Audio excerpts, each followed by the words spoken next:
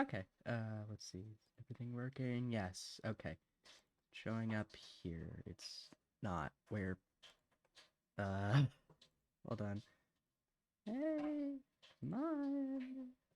What? What? Hold on. What? Okay. Why are you not?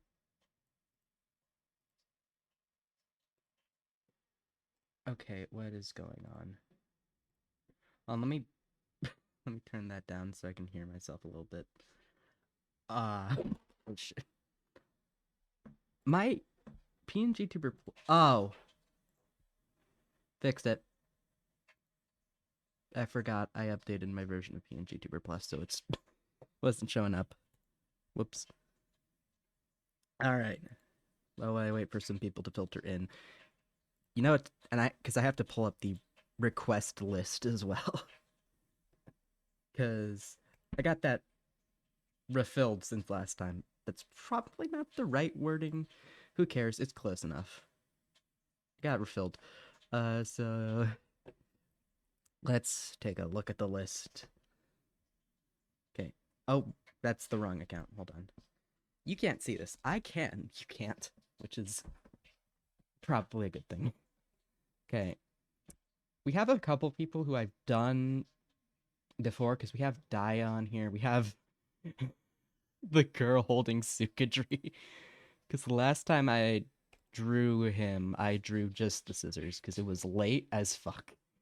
And then we have Daya and Digby were suggested, and I've done them before. So I might do Digby because that's a cat, and I can draw him furrified. I can commit legal crimes. I'm joking, but Daya, I'm not sure. I might do him again, but let's see what we got here. We got Gotcha. I don't know how you pronounce his name because there's an S instead of an A. Kitaro, Sin, Momo, Alpen, and then Bunkum. So we got people. So we got people. That's good. So that's who we got. I am gonna open. Where is it? Krita. And we're gonna get started. This was supposed to be yesterday. It wasn't, but it's so we're doing it today. But before we start, let me let me make a new canvas. But before we start, I have something to plug, and that is this. I gotta shift over. Here we go. I don't know if you've seen my Twitter. I'd recommend checking out my Twitter, mostly because I post my stream schedule there every week. But new model coming next week on the 14th, 10 p.m. Eastern Daylight Time. We've gone furry this time, boys. But it's okay because there is nothing. Get your minds out of the gutter. We're not that type of furry. At least not here. I'm not. So, who are we drawing first? Do we? Okay, let me actually make a wheel to spin this, or I can just 1, 2, 3, 4, 5, 6, 7, 8, 9.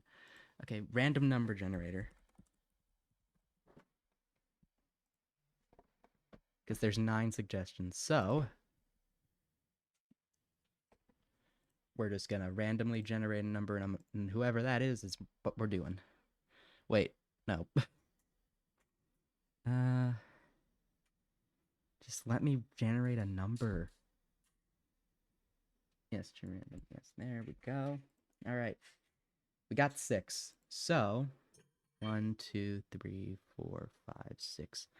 Okay, that's Momo. I don't know who that is. Oh god, because the suggestions didn't give the names. So I gotta go ask people who the fuck that is. Sorry if you hear background noise. Uh, I'm not sure what that's about. My settings should be covered for that.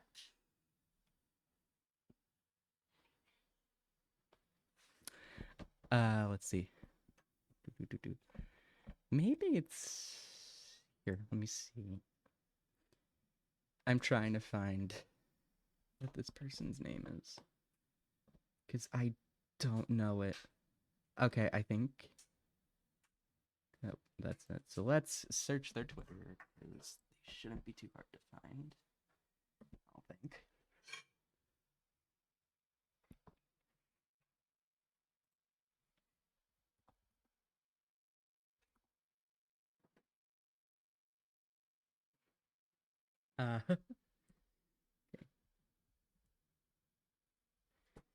Okay. I don't know what their name is. Their like username. Because the suggestion's like Momo, and I don't know who that is. Because nobody. Because like with a few people, I can figure it out. Because I know Alpen, I know Sukatri, I know. Who else do I know? I know Gacha shouldn't be too hard to find. Kitaro probably shouldn't be too hard to find. I know Daya's from last time. I know Digby. I know Bunk. Oh god. Bunkum? But who the fuck is Momo?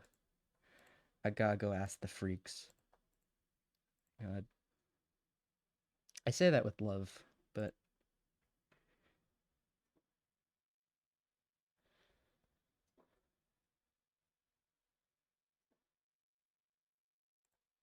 Uh.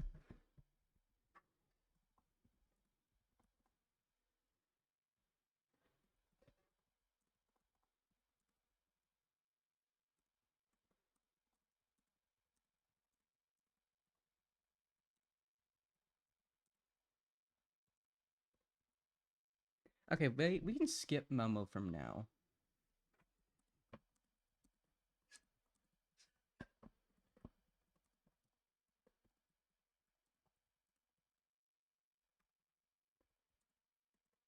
We can skip him from now. We'll just do one of the people I actually know. No, well, know the user because I don't. I've interacted with like a few of those people. Like the thing is, I wish I could join more streams. Uh, I should join more streams because that's like a good way of networking as a VTuber. Okay, God, this. I is my audio okay, chat? Or I don't know. Okay, let's do Gacha. God, where is everybody? Oh, right, I forgot. Happy Wednesday, I guess. Where is he? That doesn't help. Wait, what if I do that? I that also didn't help. Great. I need a name, but I don't have a name. Wait, I know the place to find it. I promise, chat. This is not gonna just be me trying to figure out people's users so I can find them for a whole 2 to 3 hours. I swear. I swear that's not what this is gonna be. Where are you? Where are you? Because I think you're here. I'm not sure if you're here, but you should be.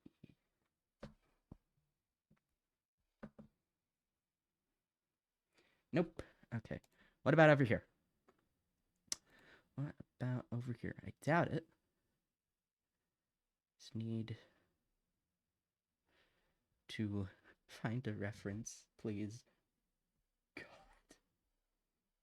Save me. Ah. No, no, no, no, no, no, no, no, no, no, no. Fuck. Well, I I can just search it. Gotcha VTuber. No. It's not what I want. I want that specific string of letters. Wait, is this it? Is this it? I think I found it. Okay, I think I found one of the people on the list. Yeah, that looks right. That looks right. This seems like the right person. I don't know though, but this, yeah, that looks right. That doesn't look wrong. So, where does this bitch have a reference? And I say that with respect. I don't say that with malice. Wait, this'll work. You come to me. This'll work as a reference. Ta-da! I need to put my tablet in front of me because I had it off to the side because of where I draw. Okay. That's our reference. There we go, chat. It's okay. I'm gonna figure out the hair first. So I'm gonna figure out like how that works for the bangs. All right. So looks like we got one swoop here, and then we got doot, doot, and then the doot, and then doot, doot, doot, doot. So if I can count 1, 2, 3, 4, 5, and then you got the side hair, which is like 1, and then I'm thinking 2. So, because I think the hair is probably gonna be the most important thing.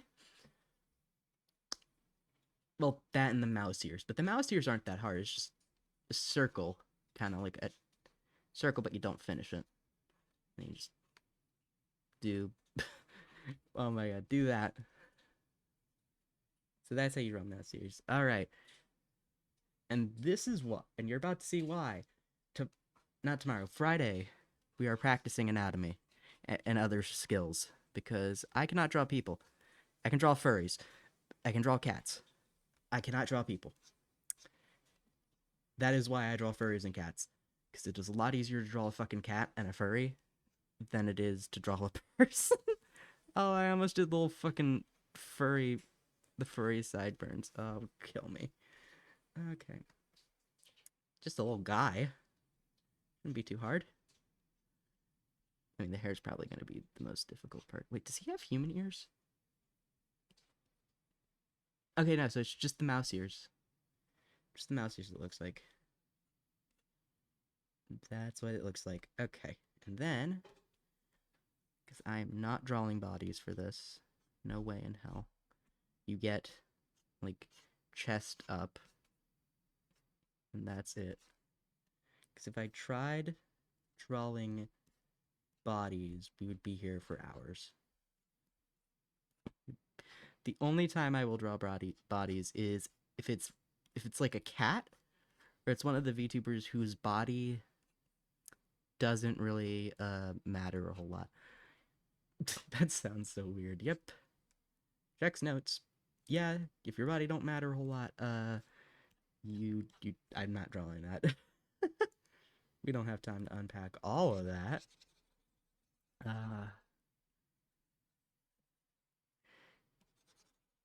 He feels more like tiny little guy, which is why I'm the fucking making the shoulders smaller. Because he feels like tiny little friend. And I associate tiny friend with small, fragile, breakable frame. That is what I associate tiny friend vibes with. Because look at this. That's just a little guy right there. That's peak little guy. That is peak little guy. So, and now, God, the way I draw faces, like the head shape, it's not anime. It's not human. It's just like a rounded square. And I know that's not how people heads work, but that's just how I've always drawn people heads. And eventually I need to fix it. I'm aware I need to fix it. But at the same time, trying to draw people heads correctly sucks ass. And also, I'm a cartoon. Like, that's my style. Cartoon. No, like like my style is more cartoony, so I can just be like, oh, it's fine. It's not that fine. I need to learn how to draw proper faces, but like, we don't talk about that. We do not talk about that. At least not today. We'll talk about that Thursday. No, not Thursday. Thursday is Stardew Valley in the morning. Tomorrow, not tomorrow. Finals took my soul and my brain, and I'm not sure how to get it back. So that's what we're working with tonight. I will say this though, the way I draw people now is at least better than how I drew people back when I was in like 7th grade. It's not good, trust me, but it's been worse. Trust me. I would pull up the old photos if I could, if I wanted to, but that's that's not why we're here. You're here to watch me struggle. Well, yeah. Which direction's his head? It feels more like it's this way from like the angle of the face, but then the body's like this. Could fix it. Hey, there we go. And then we just change where the line is. And bam, problem solved. But then that makes the neck look off center and weird. I said this wasn't a like learning how to draw people stream. I said this was me sketching your suggestions that I've collected. So I don't know why I'm worried about anatomy. I just don't want it to look awful. All right, now we do the ears. And then we can figure out the hair because I don't want to I don't want to fuck with it right like the first thing off the bat with details. Okay, and then the other ear. Let me know if the background music's too loud or if it's too quiet because my mic isn't bad. I will say that. My mic is not awful, but it could be better. It could be better.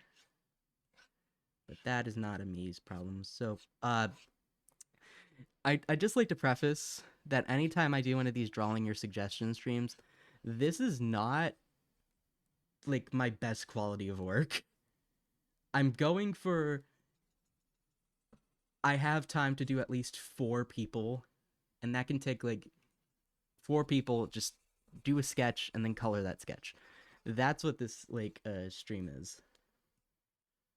It now Thursday's stream, not Thursday. Oh my god. I have 0 brain cells and all of them are dead. Water. Oh, I'm almost out of water. God, why the fuck is it hot in here? Hold on. My brain is sidetracked.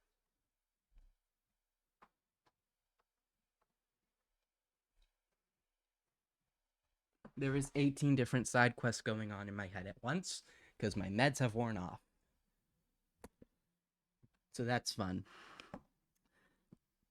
Okay, now we erase this line. And we just do this.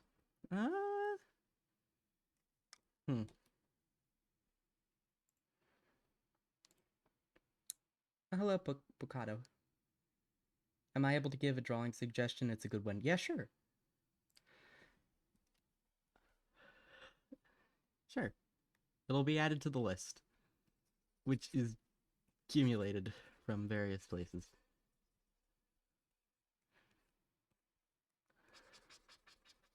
As long as I'm going to say this. You guys can suggest stuff as long as it doesn't violate Twitch TOS. Not TOS. What's the term? Community guidelines. TOS is something completely different. That's terms of service. Community guidelines are like the rules. So as long as it doesn't violate that,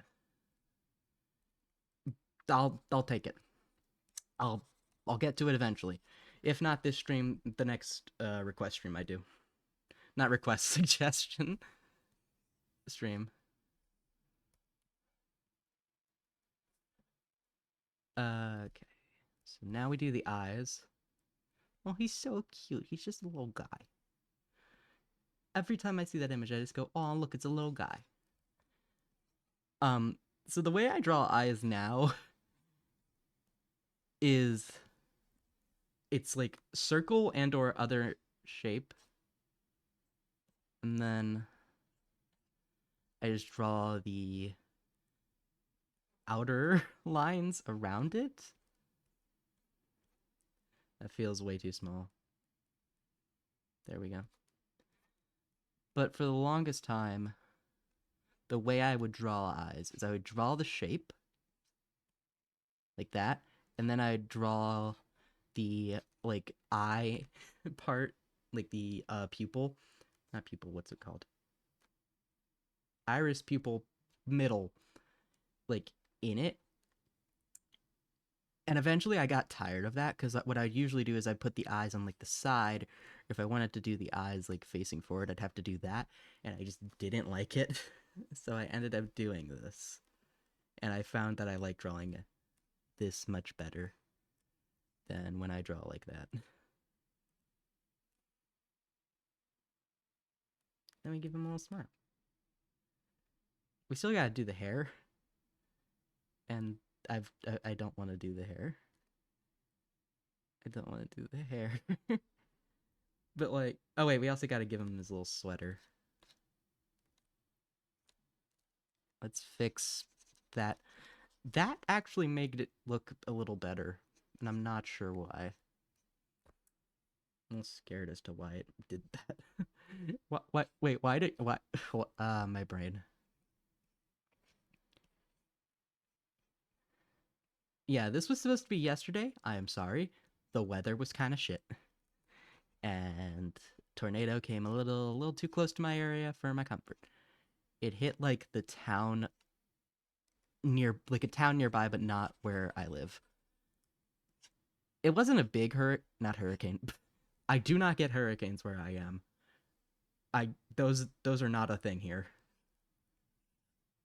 They're a thing that it like other places, they're just not a thing here. I met tornado.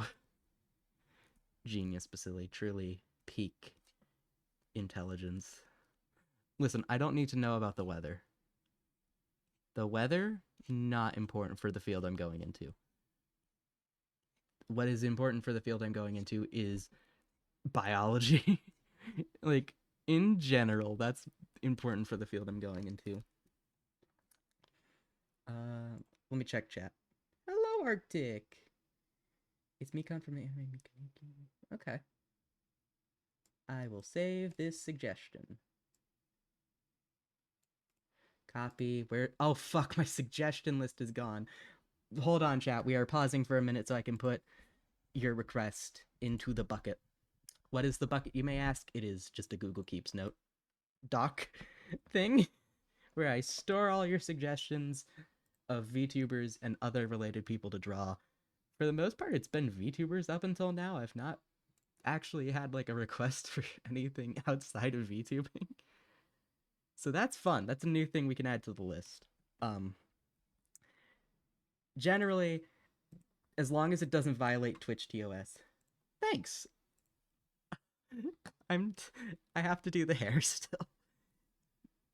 These are not my best works. These are the sketches. Okay, so V. Okay, so there's like, I'm trying to figure out shape here. Kind of like, okay, so that kind of looks like an A. See what I mean? Like it looks like an A. So, oh god. Wait, I forgot eyebrows. Gotta give him eyebrows. That would have been weird if I forgot to do that. Oh. The stare. You would like your tax returns? No, my fucking scroll wheel. I don't know why my tablet does this. The scroll wheel has It does it when I stream. I've had this only happen like once when I have not been streaming, but the scroll wheel on my tablet likes to just break. I am not sure but it's only when I'm streaming, and I don't know why. And I don't know if it's a thing with like my Huey on specifically, or it's a thing with the model. Okay, and then it just fixes itself occasionally, and I don't know why it does that. So like, well, there we go. And then it kind of flows back up here like that. So you kind of get this like awkward V going on here. And then you get this kind of like mountain shape.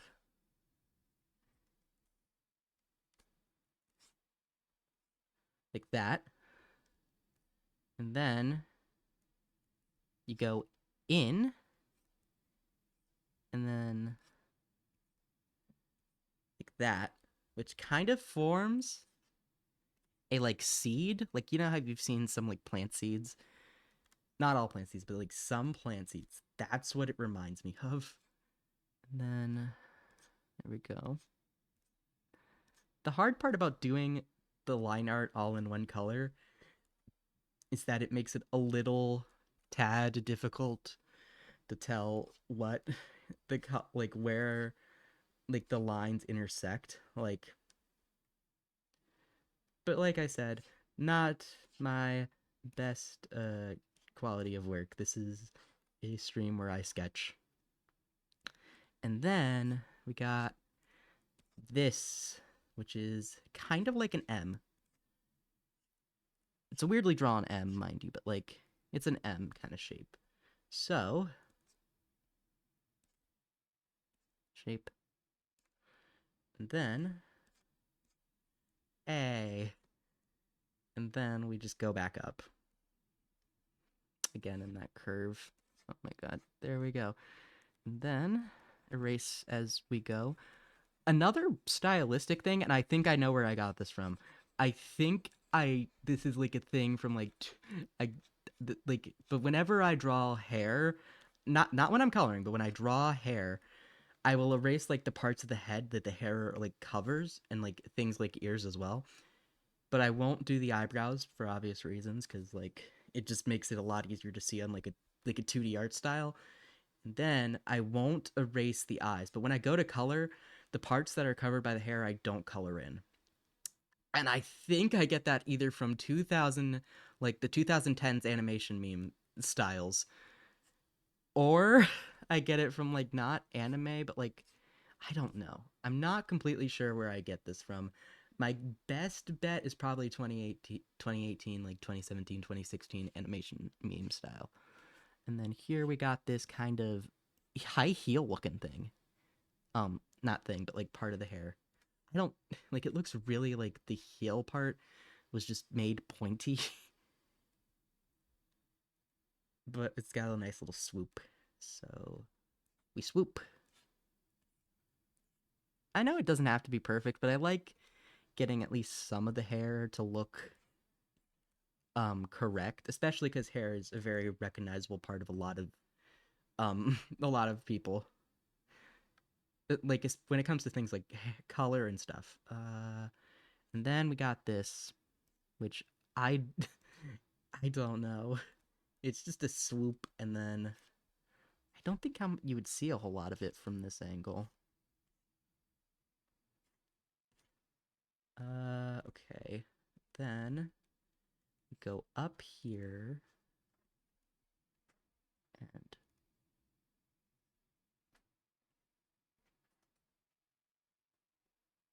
I'm gonna just fix that real quick. And then do. The nice part about this is that with the background music, if I'm quiet or like I'm not talking because I'm concentrating. Wait, wait, why does the way the hair's right now remind me of this one Ace Attorney spin-off character? Oh god, what's his name? Oh, what brush is that using? The outline texture looks really good. Okay, so the brush is, I'm using Krita, and the brush is... Oh god, my cat's in the garage. He likes going out there. Give me a minute. Oh, charcoal pencil thin.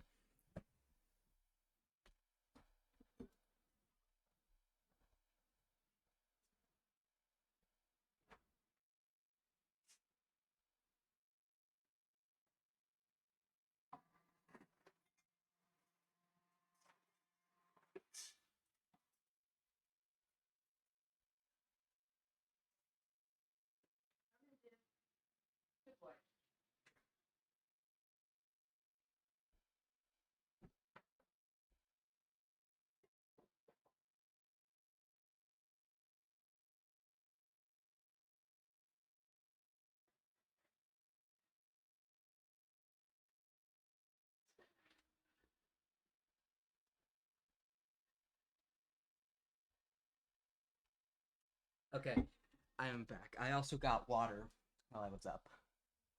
Okay, so I got water and I let the cat in. Um, but the brush I'm using is charcoal pencil thin, and this is a Krita default brush. So it's, I don't want to say it's exclusive to the program because you can find a lot of different brushes depending on what program you use. They'll probably look similar, and I have no doubt that you could probably find a Procreate brush or a basically whatever program you use, a like similar brush. Because there's a lot of programs do have at least some kind of pencil-y looking brush. I don't know. Oh god, I gotta fix that because it looks weird. Like, there's this little swoop, and it's like, from this angle, I think you would see it, but I don't think it would be like, um, so yeah, that's the brush I use, and I use it for sketching because I don't know why, but whenever I sketch, I do like these more pencil-y brushes because they just, something about them. It's something about them, and I'm not sure what it is, that makes them look very, very nice. It's just something. There's something in these brushes, I tell you. Um, yeah. Generally, though, I don't tend to use this for stuff like outside of sketching. And oh, hello, hi boy. Don't spill my water. Hi boy. Hello, buddy. Oh wow.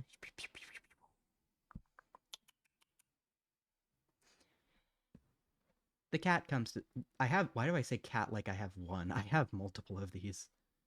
They're all very sweet and friendly. He has come to say hi. He is rubbing his face on my laptop. Are you a good boy? Are you a good boy, Fred? His name is Bad Ears, but he has a various number of nicknames, like Bubba, Bubba Fred. Just a lot of names for this little dude. Freddy, Fred. He's got a lot of names. But it's okay, because he is just Swedish man. He loves attention, and he will bite you if you don't pet him. He likes being pet, and if you don't pet him, he will bite you. He also is okay with being held. He doesn't hate it. I don't think it's his favorite thing in the world, but he's okay with being held. So he's a good boy. He is the bestest of boys. All right, now we turn this on, and then I'm gonna. I forgot I did some of the, like, how does this outline work? Also, a nice thing about Krita is the fact that you can turn on and off the eraser. I have it mapped to my pen that I can just click one of the two buttons, and it'll just do that, which is really nice and convenient. All right, so let's clean up a little bit. I I accidentally disabled the fucking eraser. Let's clean this up. It's not gonna be too clean because again, I've mentioned this like 18 different times this stream. This is all of these are sketches because if I they're gonna be colored, but they're sketches. That way I don't have to worry about rendering or doing things. Well, rendering is like I don't do a very painterly art style, so I guess a better word would be like shadows. That is not how I say that usually. Shadows, lighting, that type of thing. I spilled a little bit of water on my tablet. This is not a screen tablet, by the way. This is a pen tablet, so it's not it's not that bad. Okay, so I think this is okay. I'm gonna clean this up a little bit, just so that it doesn't. I'm gonna get rid of that, and then clean. Maybe make that a little clearer so that when I go to sketch, not sketch, color. Jeez, Louise, it's not looking too rough. Okay, not that bad. It's very small. The downsides of being really zoomed in, but it's okay. We can just where's okay, hold on. What is it picking up? I don't see it. Is there something I'm missing? Because why is it so white? What? Okay, hold on. We're gonna take an actual eraser brush to this. There we go. And now I go back to do this. Usually when I am sizing up things, regardless of what program I use, I tend to go in afterwards and just retrace the thing. Because it makes it look a lot nicer, because when you get up close, it doesn't look very distorted. Well, okay, when you get up close after you resize things, it looks very distorted. But when you go back over and like trace it, it tends to look better. For this, I'm not gonna do that because this is sketches and I have several requests to get through because I want to get through as many as I can. There, because usually I stream for like a couple hours, like two and a half usually. Also, I'm aware what colors he is. I'm just setting down a base layer of bright orange. That way I can opacity lock it. I don't know what it's called, but like lock it so that I can color what I've already put down, but I'm not coloring outside of those lines. Because I do like these looking at least somewhat neat and presentable. Because I do post these afterwards. I post these to Twitter so that the people I'm drawing can see them. Also, once again, plugging the Twitter. If you want to know whenever I stream, that's the place to go. That is where I put my stream schedules. I also post some behind the scenes stuff, and I post whenever I upload a YouTube short and stuff like that. So yeah, Twitter's not really that special. I don't use it a whole lot. Well, at least I don't use it a whole lot for VTubing related activities. So Vasily lore, because I've mentioned this before in several different streams. I have a separate online presence that's not just VTubing, because that presence has existed long before I started VTubing, long before I even thought about being a VTuber. And that presence is where I post stuff that would get me banned from Twitch. I'm just gonna put it like that. I'm more active there. I'm not gonna give it out on stream. I'm not gonna give it out because that is a space that I don't think a lot of my Twitch viewers from here are probably gonna be interested in.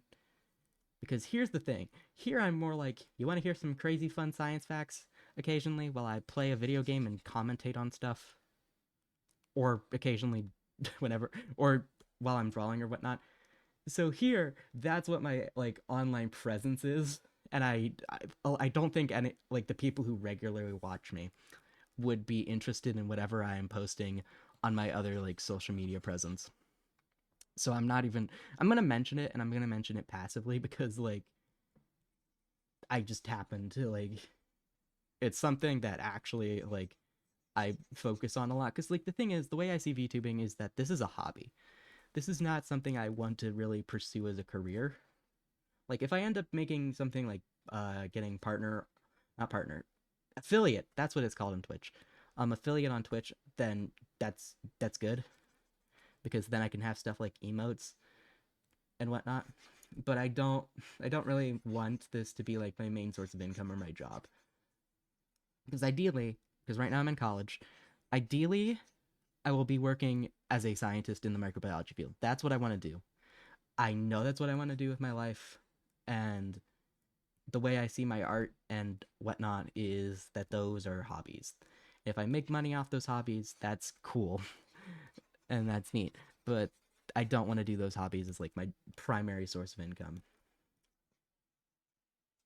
So that's kind of like my whole thought process. I don't know how we got here, but I do know that this is really easy because it's very few colors because you got like the pink in the ears, the ears and the hair are all one color, the skin, and then you just have the eyes, which aren't.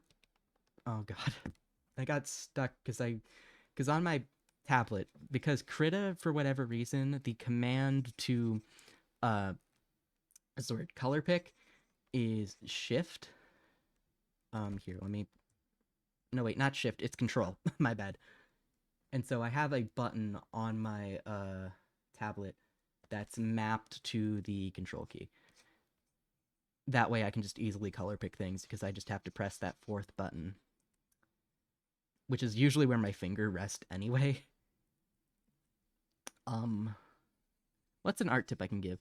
Generally, don't go for pure white with a lot of things. So you want to go with some type of off-white. For example, if you're coloring eyes, you can go with a slightly colored version of that eye color. And if you're going with teeth, go slightly yellow. Because nothing is pure white. Nothing is ever that pure white you see on like backgrounds in digital art. Another tip is that if you're shading, if you're new to art and you're shading, don't use the black airbrush technique. Don't. I know it seems like a good idea. Don't do it. Because it kind of makes your colors look gray. And it just does not look the greatest. Also, because this character is mostly pale, I'm going to just throw a quick background. That way, when I post this, it doesn't look like the character is blending into the background and they pop more. So that is one request. Wait, no, suggest, request. They're synonyms. And now, to save space, I am merging all the layers. I'm getting rid of the reference, and we're gonna name, and for organization purposes, I just named these after the VTuber or the character that I'm drawing. So we're done with one. Hooray. And now, time to look at the list, which I think I have pulled up. Thank you for showing, really appreciate it. No problem.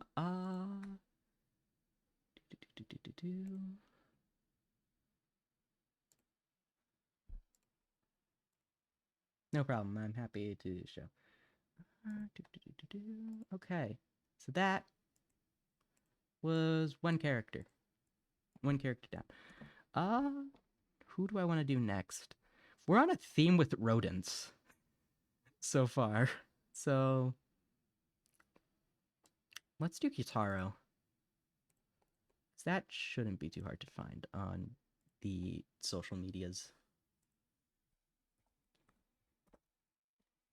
Oh god. PT. That does not look like the right Kitaro. Okay. So Control V, ET. Is this gonna... Hold on. Is this the right person? I think it is. If you hear me clicking something, that is my headphone case. Okay, yeah, this is the right Kitaro. Okay, so wait. Oh wait, is his reference his pinned? Yes. I love when their references are their pins. It makes this so much easier. To be fair, I also get not having your reference as your pinned because I tend to just pin my my schedule there instead. All right, here we go.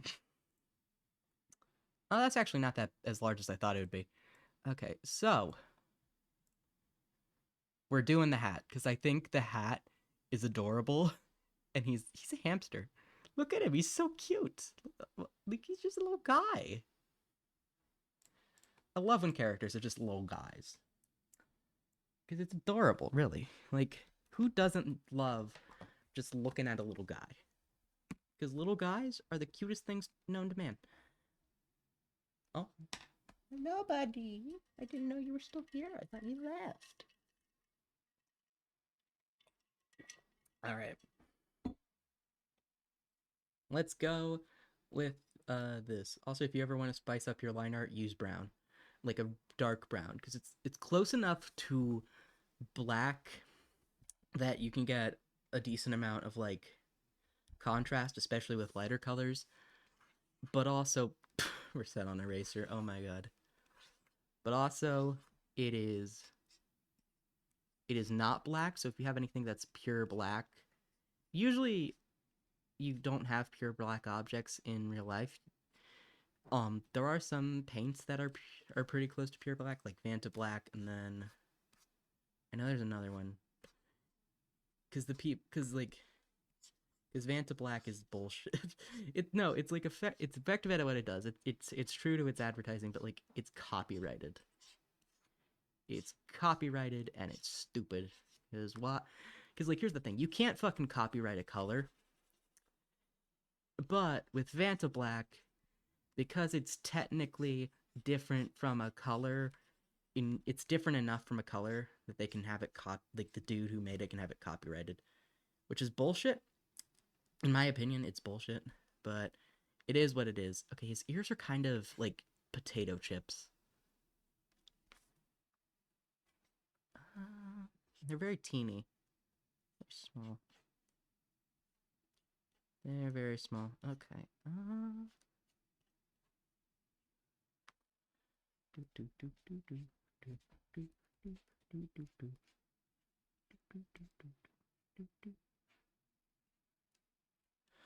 Um.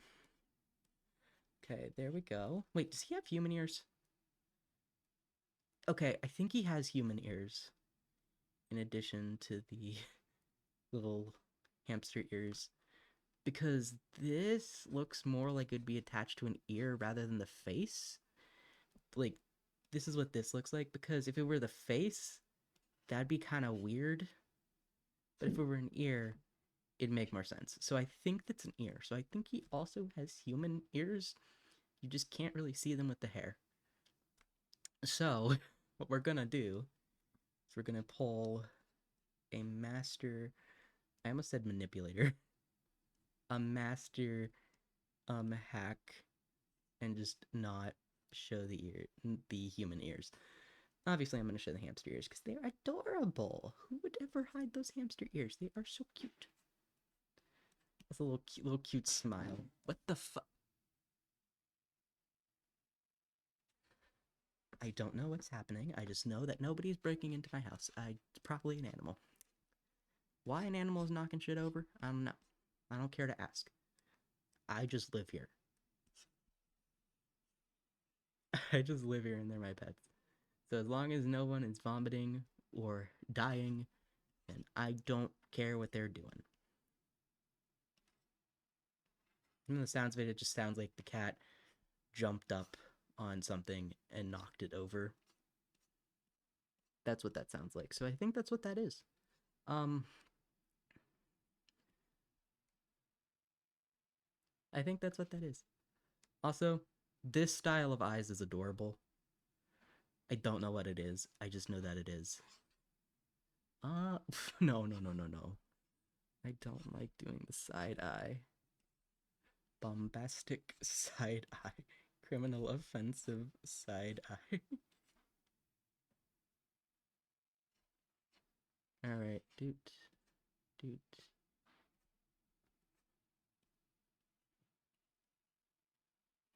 Another thing is if you're starting out art and you're like, oh, my art's so bad, don't worry, it gets better. I promise you, it's not going to be bad forever. And biggest tip I can give is just keep drawing. Because as you draw, and also listen to people when they give constructive criticism. So I used to draw cats. When I used to draw cats, I used to draw them like the chest, the legs, and then I draw the other legs. like that kind of. And there'd be no kind of like belly in between. And I asked for advice. And someone's like, "Hey, you should add like a stomach there." And I'm like, "Yeah, okay." And I took that advice and it helped. And obviously, that was advice I got when I was really early on, but I still remember it and I still I still think of it very fondly because at the time it started that advice wasn't like I took it to heart, but the way I did it was I wouldn't add like a whole lot of stomach. I'd add like a little bit of stomach and a little bit of gap, but it didn't look right. It still looked a little weird and still looked a little off. Oh god, I fucking hate eyes. I hate the eyes at this angle. And the worst part is I don't know how to rotate my canvas in this program. Because I know with Fire Alpaca how you rotate stuff there. But with this, I don't know. I genuinely do not know how you rotate stuff in Krita. And I could probably look it up. I should probably look it up. I am just too lazy to do so. Because most of the time I can get away with it. This time I don't think is one of those times. Why does this... I'm gonna move this eye up a little. Also, another thing that happens when you move stuff with this is that it looks weird and distorts a little bit. Because I noticed it earlier when... Well, okay, not when you move it, but when you rotate it. So, see how it got blurrier? Let me show you again. Yeah, so in order to rotate things, you kind of manually have to do it. Also, it does that when you squash and stretch. I still am gonna squash and stretch it just a little. Because it looks weird. And sometimes when things don't work out, best advice, take an eraser to that motherfucker.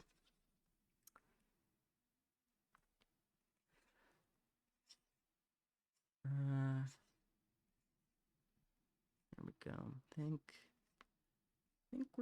we're getting there. We're getting somewhere. Okay, no, that eye is too close to the nose. Like with this, it's fine because the face is kind of more like facing this angle. I can't really draw it too well. So it doesn't look as weird with the eye being so close to the nose. But with this, you would expect the eye to look a little further away, I think. And this is why the next art stream I'm doing is me practicing the basics, like skills. It's a skill improvement session. There we go. We give him a little eyebrow. There we go. Okay. Why does his head look so narrow? What am I on? It's... I'm not on drugs, but it feels like the way I'm drawing looks like I'm on drugs. That's what I'm feeling right now. Okay, and then the neck. I don't think that's a... Oh god, that looks... Okay, we're gonna start over with this one. Because something about it just doesn't look right. Remember, kids, if something is wrong and you can't figure out what, the erase button is your friend. It is the erase button. The eraser is your friend. With drawing on paper, it can be a little bit harder when it comes to erasing, because you can wear down the paper if you erase too much. But the good thing about digital art is the only thing I have to worry about wearing down is my pen nib. And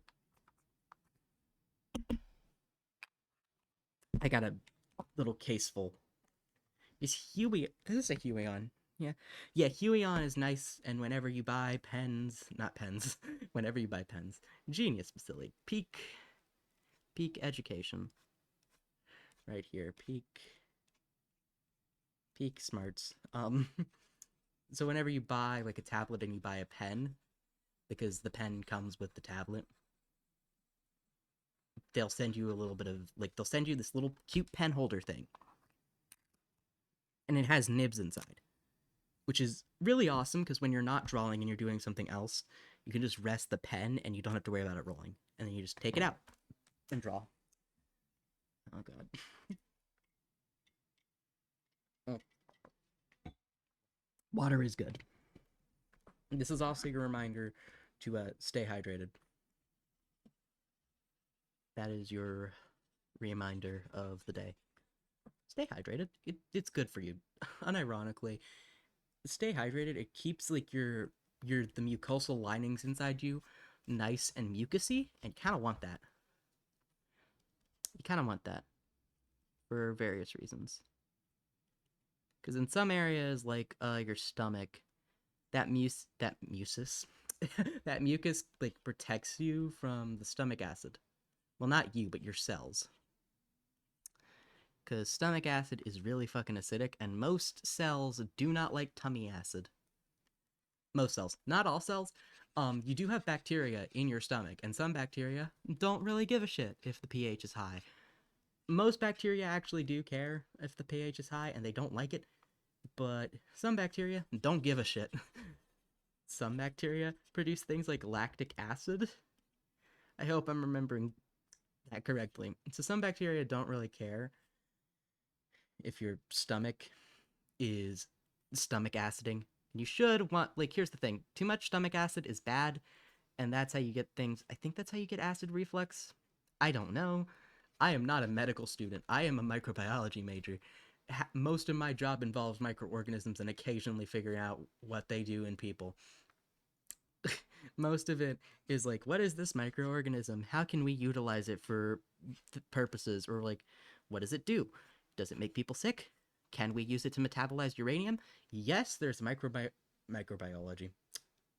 Lovely. Lovely brains there. My head? Empty. There is a microorganism, specifically a bacteria, that does that. Yes, it's real. Yes, we've used it. So what it does is it metabolizes uranium from a soluble form to a insoluble form. And then you can take that uranium, pick it up with proper PPE, and then move it to a safer area. And it's useful because you can prevent uranium from leaching into groundwater. Because there are some pits that have uranium water in them. We specifically see this at, like, oh God, what's it called? It's a facility in Tennessee, and they were using it not during the development of the nuclear bomb, but like partly. No, wait, it was during the development of the nuclear bomb, I think. Oh God, what's it called? I don't fully remember. I will look it up, and I will probably talk about it next stream. For now though, I can't be bothered. Oh God, why does the eye look weird? Can we just... We could just move the bangs a little bit so that they're just you know, just cover the eyes. It'll be fine. Like, just a little... like that. But also I have integrity. So, oh God, why is he staring at me? Oh God, this looks awful. Okay, I think we're just not gonna include that bottom lash. Or if we do, we're gonna make it very subtle. I said subtle. There we go. Subtle and small. The way I like it. What is it? Great question. Pens. Duh.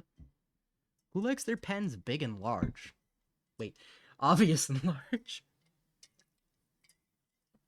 Plus, how would you fit that in a backpack? I don't know. Nobody does. Um. Do do do do do. Do do do do do. What? Why does it feel like his eyes are too high? Hold on. We are going to play my favorite game called Move the Eyeball. Because it feels too high, and it feels a little too... I don't know. Does that look better? I don't know. Hey, chat, how are you doing? What are we saying? Uranium water sounds tasty. Yeah. But you can only drink it once. That is the downside of uranium water. You can only drink it once. How do I feel like if I put the eye facing that way, it looks weird. But if I put it... eyes. Eyes are difficult. But it's okay. We're getting it there. We're getting there. We're trying. We're trying. I could just, like, symmetry tool this, but I ain't a quitter. I ain't a quitter. I can beat eyes. They can't hurt me. They cannot hurt me. At all.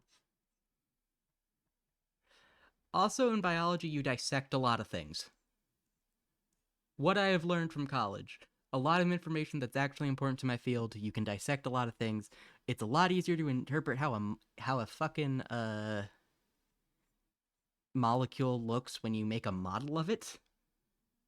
Because if you try and draw a molecule without looking at a model, like, it's a lot harder to interpret how, like, a molecule looks when you don't have a model. And even when you're drawing it, it's still hard. Yeah, that's what chemistry taught me. Chemistry also taught me don't fuck around with chemicals. That actually, that was not instilled to me by chemistry. That was instilled to me by high school. Because my last 2 years of high school, I did a lot of fun stuff. Because I went to a fun high school. And I'm just going to leave it at that. That's the first time I actually heard of microbiology, and that's how I found microbiology, and that's how I figured out, oh shit, I like being in a lab and I like handling bacteria. I think if I were to go to college to, like, pick a master's to specialize in something, I'd go for bacteriology, because that is my favorite field of microbiology. Second favorite's probably virology, which is the study of viruses. But first favorite is definitely always going to be bacteria and bacteriology, because there is something so beautiful about bacteria. And it's not just how, like, they grow on an agar plate, because that also looks really pretty and you can do a lot of cool things with that. There are some people who will, like, draw on agar plates using bacteria, because you have to, like, swab an agar plate, and when you do that, you're just wiping bacteria over the agar plate, and you can really get some fun patterns going if you know what you're doing. Oh wait, he's got the little ahoge. Yeah, that's how you pronounce it, ahoge. Oh my god.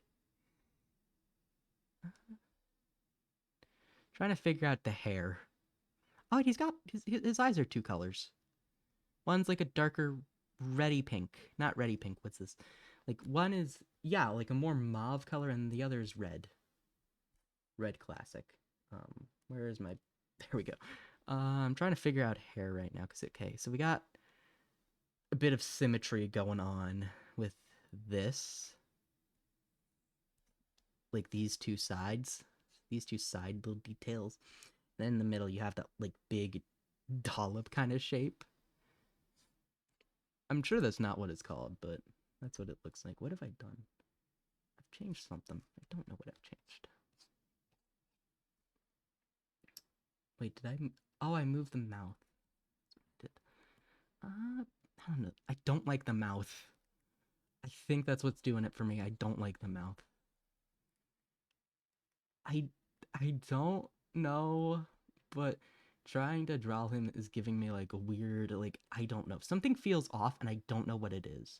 Maybe it's the smile. Maybe if I draw him, like, That feels right. Okay, that he is not a smiling man. At least not how I draw him. Oh, I'm so.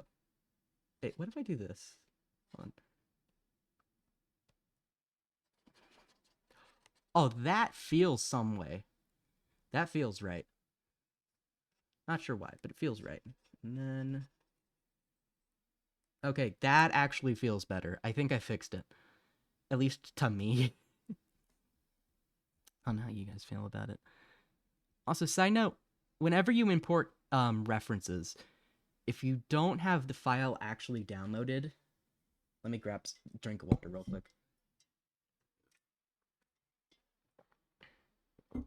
You might notice a little bit of, when I zoom in here, like these artifacts, not artifacts, but like this weird pixely, some weird distortions. That's normal.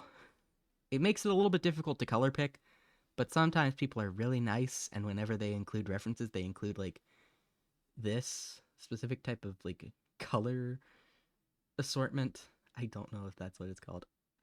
And sometimes they have like large areas where they don't have shading. So like the eyes up here, you can usually color pick from here, and it'll probably give you a normalish result. I'd probably go for something around here though, and then same with here. Um, so it's nice, and if you're ever drawing a reference, make sure that if you have something that like this, where you have these little shaded spots that show kind of like differences in the fact that there's a hat and no hat, you also have areas where there's just flat color, like here with the jacket and then the no jacket. That's my comments. Also, the little ponytail's cute. It looks like a little tail. Oh, that's where the tail. I just realized there's no visible tail on this design. Like, no tail. So they put the tail in the ponytail. That's clever. That's actually really clever. Right.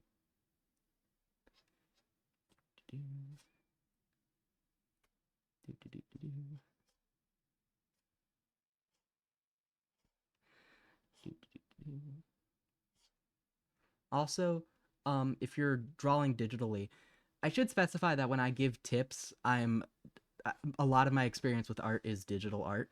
I've taken like physical art classes, so I do know how to draw like um physical stuff, but like physically on paper. But I just draw digitally more often because that's the art form I prefer, not the art style and not the art genre that, but it's the art method, not method. What's the word? Medium I prefer.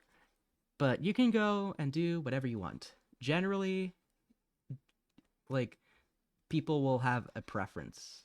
Some people prefer digital art. Some people prefer traditional. Some people like mixed medium. Some people, um, they. It depends.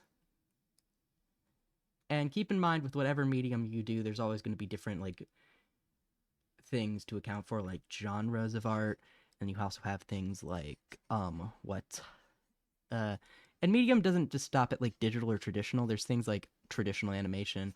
You can digital animation. So it doesn't just stop with the what's the word I'm looking for? Oh, I'm looking for words. I can't find the words. Fuck me. I can't find words. This head looks really kind of flat, so I think I'm gonna widen it a little. I don't know that. How do I feel about that? Oh, but then that moves where the eye is, and it feels like there should be an ear here. So just a little bit of the ear on the inside. Teeny, teeny bit. Yeah, there we go. Man, I've spent the better part of the stream on just this guy. Cause something about his model, not something about his model, something about his design. Oh, my siblings home. One sec, chat.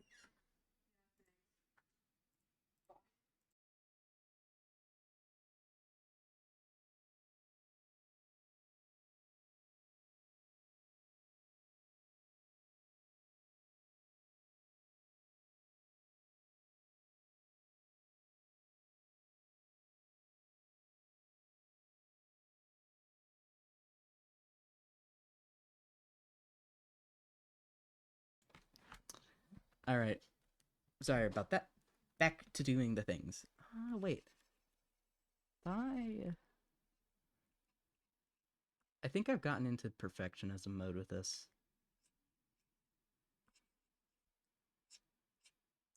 Fuck. All right. We're gonna draw the hair and the. Oh god, now the ear's bothering me. Oh god. I'm gonna cry. Okay.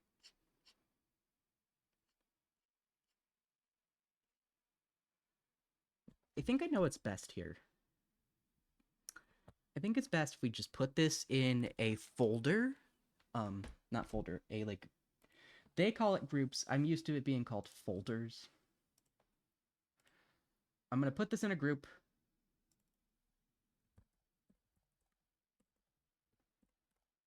And we're going to just forget about it for a little bit. Because I have a feeling that if I take my eyes off it for a little bit, that'll help me not overthink it. So now, let's go on to Digby. I'm not doing this in order. I gave up on doing this in order a long time ago. So let's do Digby. I have Digby on Twitter. That's why I'm doing him next. And also, he's not a person. Well, his model's not a person. So that makes doing this a lot easier. Where is my Digby? Wait, I'm following him. I can just look at my following list. And that's only like 10 people on Twitter. So I can find him. Aha! Found him. Okay. Where is your model? Show me your model, dude. I know you have it somewhere. What? What am I looking at? What is this? But that's a little kibby. He's just a ball. That's a little. Oh, he's just a cat. He is a cat. That is. Love me a good cat. Because they're always just so cute to look at. They're just little guys. And that is the best type of character design you can have. Is little guy. Little guy is peak character design. That is how you know you're doing something right. So let me find you, buddy.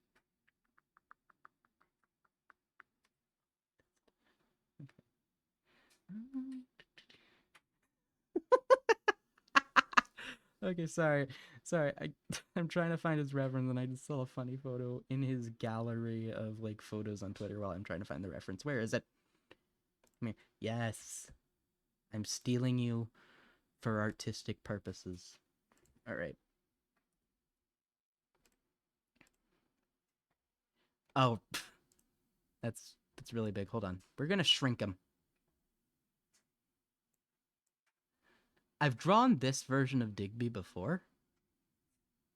So what I'm going to do is I'm going to take the green accents. Not the green accents, these teal accents. And we're going to ignore them for now because we're going to draw a normal cat. We're going to draw a normal cat, and then we're going to figure out the glowing accents. This is the only time you're going to see me do a full body during this entire stream.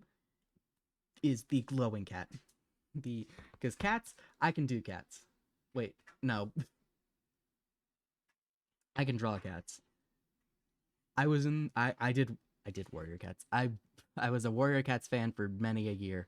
I can draw cats. Oh my god. Okay. So, start with a circle. And then you draw 2 more circles. One for the upper body, one for the lower body. Which, this, we're doing a fun angle. If I can get the circles to look right. We're going to do a fun angle, because we're going to do the legs, the front legs, kind of like here, and then here. Then we're going to do the back legs. One here, and then that back leg will be like out. And the other here with the back leg kind of tucked in. Do you see the vision? So let's take these circles, the body circles, and we're gonna draw it if I can. If I can. Oh my god. We're gonna put the little on the back part a little bit back here, and we're gonna move this over to here. And so now we're gonna draw the body. Generally easier because cats don't have quite as long necks as people do. Of this, there we go. Gonna want to have that head be pretty close, not too close, because you also got to account for things like there is a bit of a neck on cats.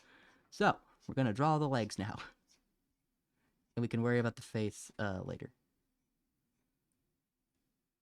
And when it comes to cat feet, the paws are kind of small. Like, that doesn't mean you have to make them small. If you want to do very cartoony, very fun, stylized, where you have big old paws. And for some breeds of cat, they do have big paws, like Norwegian Forest cats and Maine Coons come to mind. But they're also a lot bigger. So generally when it comes to paws and animals, the bigger the animal, the bigger the feet. That's because if you think about it, you need a lot more surface area when you're walking to kind of displace it. And obviously some animals don't quite follow that. Like think, for example, the hooves of certain animals like deer. But that's not what we're drawing. We're drawing a predator with little tiny feet. So that's what matters here. Also, floof. Usually cats don't have very exaggerated spiky floof in real life. You can do that using things like styling on a cat, but most cats naturally have very soft, kind of very unnoticeable floof. But for cartoon purposes, I like that floof to be nice and kind of like pointy and angular, because it adds shape. And it also is a lot easier to stylize floof that way than it is to try and stylize floof in a in a kind of like realistic manner. You can still do it, believe me. You can do it. It's just a lot more work to try and do it that way.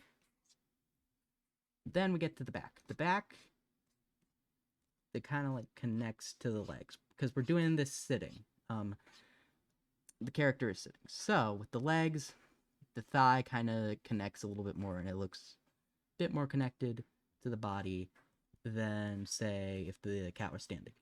They all look connected, by the way. It's just that when you're when you draw a cat leg normally, like if the cat's standing, you kind of have like the thigh when in terms of the back leg, and then you kind of have this going on. This is not completely anatomically accurate. Dang it. This is I'm trying to show what I mean, but I can't think of how to show it and have it make sense. Like you have that bend because like the back leg, the thigh goes down here, and then it's not as noticeable usually. It's a little bit more subtle in real life. But then you have this going on, and you have the foot, the paw. But when you're sitting down, that leg becomes more compressed, so that gap isn't noticeable. Because like this little wedge here, when you're sitting down, you don't on a cat, you don't see it. Which makes which is the difference between drawing a cat standing up and drawing a cat sitting down when it comes to the back legs.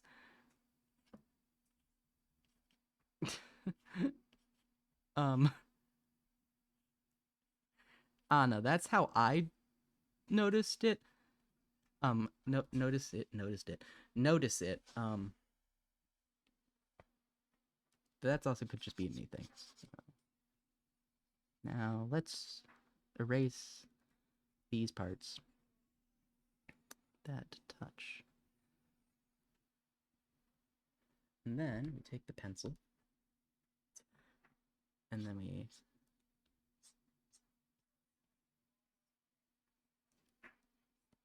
draw the leg. Well, like the leg. Oh my god. The leg. I think that's as good as I'm gonna get it. We're trying. We're trying out here, mates. And then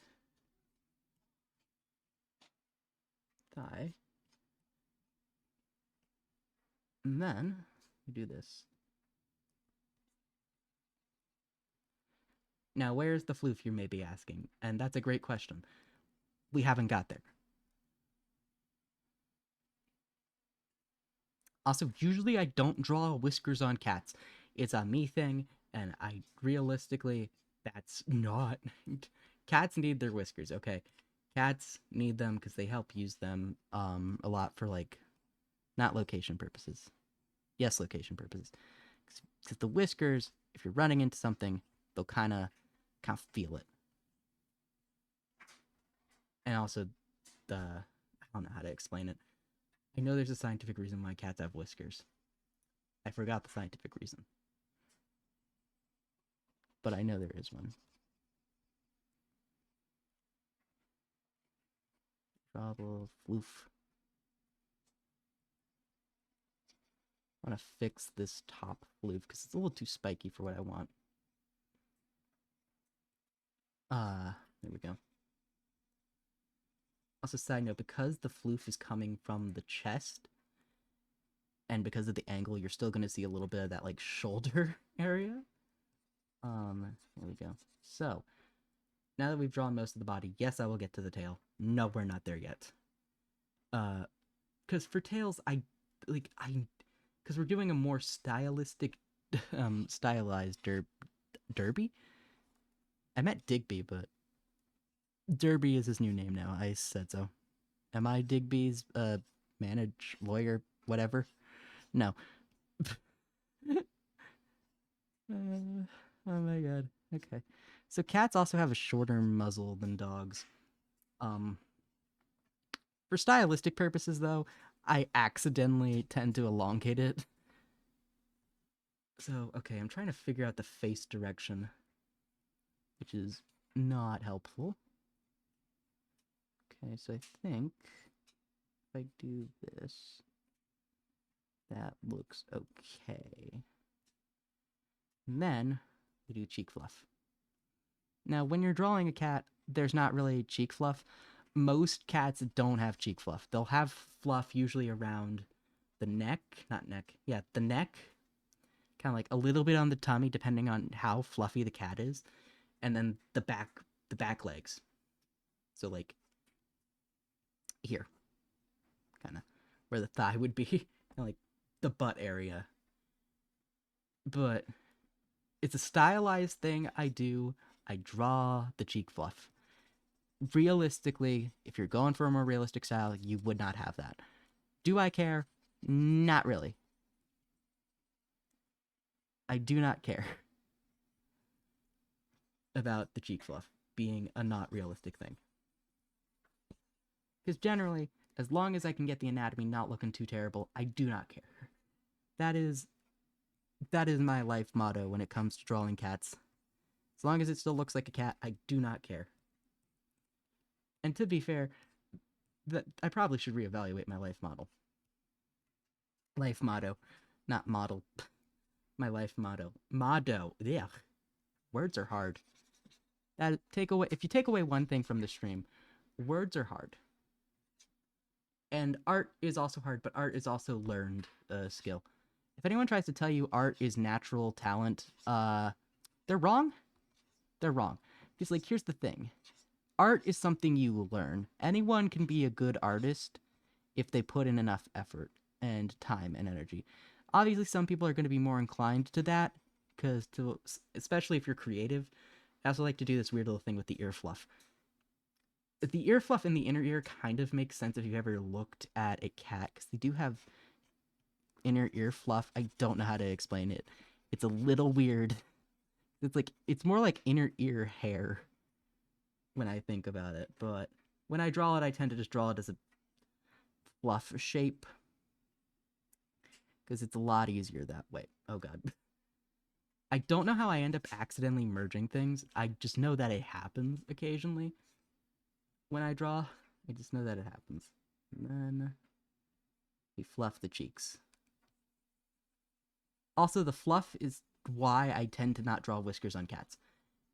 Because the fluff makes it hard to draw lines and have the lines look right. I don't know how to explain it other than kind of like that. All right, this is not looking too shabby. Could be better. But we're not here for greatness. We are here for silly fun time. That is what we're here for. I hope you don't come to me for seriousness. Because, like, sometimes I give it good advice. Or, like, just advice. But, like, here's the thing. I am not a very serious person. Oh, God, I'm doing the thing. Doing the thing. Oh, my God. No, okay. I wanted to do a more complex angle for the face. And I'm going to chicken out of it. I'm gonna chicken out of it. We're gonna just do a simple side profile. Because I am nothing if not a basic bitch. And I'm also nothing if not a coward. But hey, I cower where it counts, like heights. And wasting time drawing the head a certain way. Right. There we go. Got the muzzle.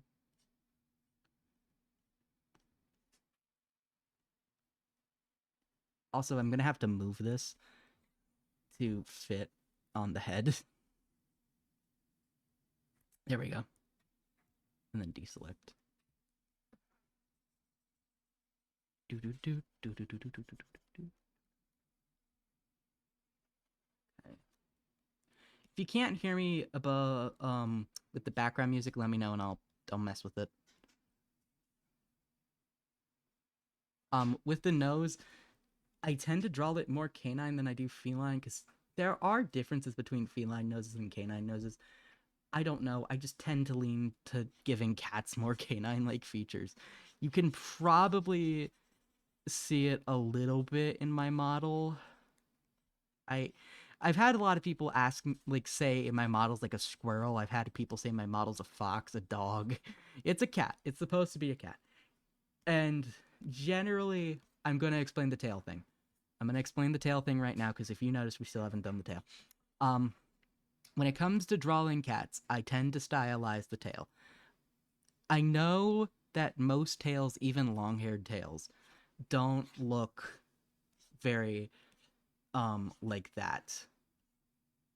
They tend to be a little bit more like long-haired tails tend to be like feathery kind of in real life. And they're not that feathery. They're kind of like take a regular cattail. Yeah. Regular cattail. If I can draw it, goddamn. Regular cattails look like worms. That's my thoughts. They kind of look like a regular cattail, and then you add just a little smidgen of fluff. Like, at least that's the cats I've owned. It's most noticeable at like the tip of the tail, and then you have this going on.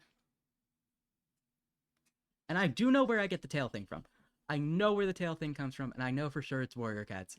Because if you've ever seen someone draw squirrel flight, I swear the way they draw her is they give her that goddamn bushy tail, and for whatever reason, that stuck with me because that gives you more expressiveness than just like this, and also it gives a more fun shape than just this.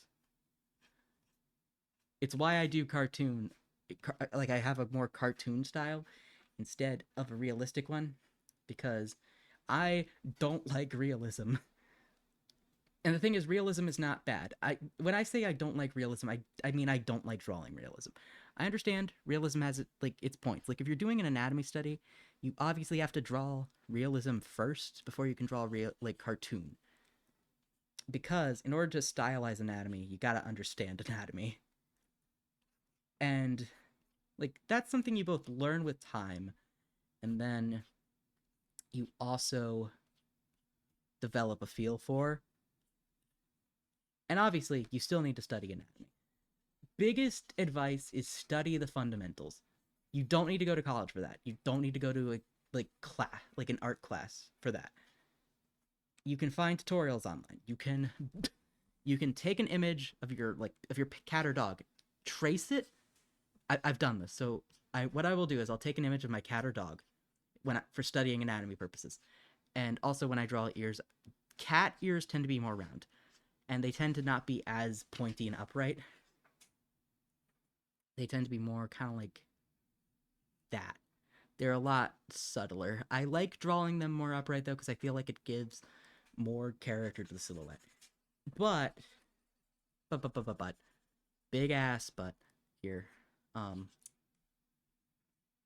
this is better. Like, to be fair, the ear thing is just a me thing, and I think that's just because I like the way it looks, and it's not about accuracy.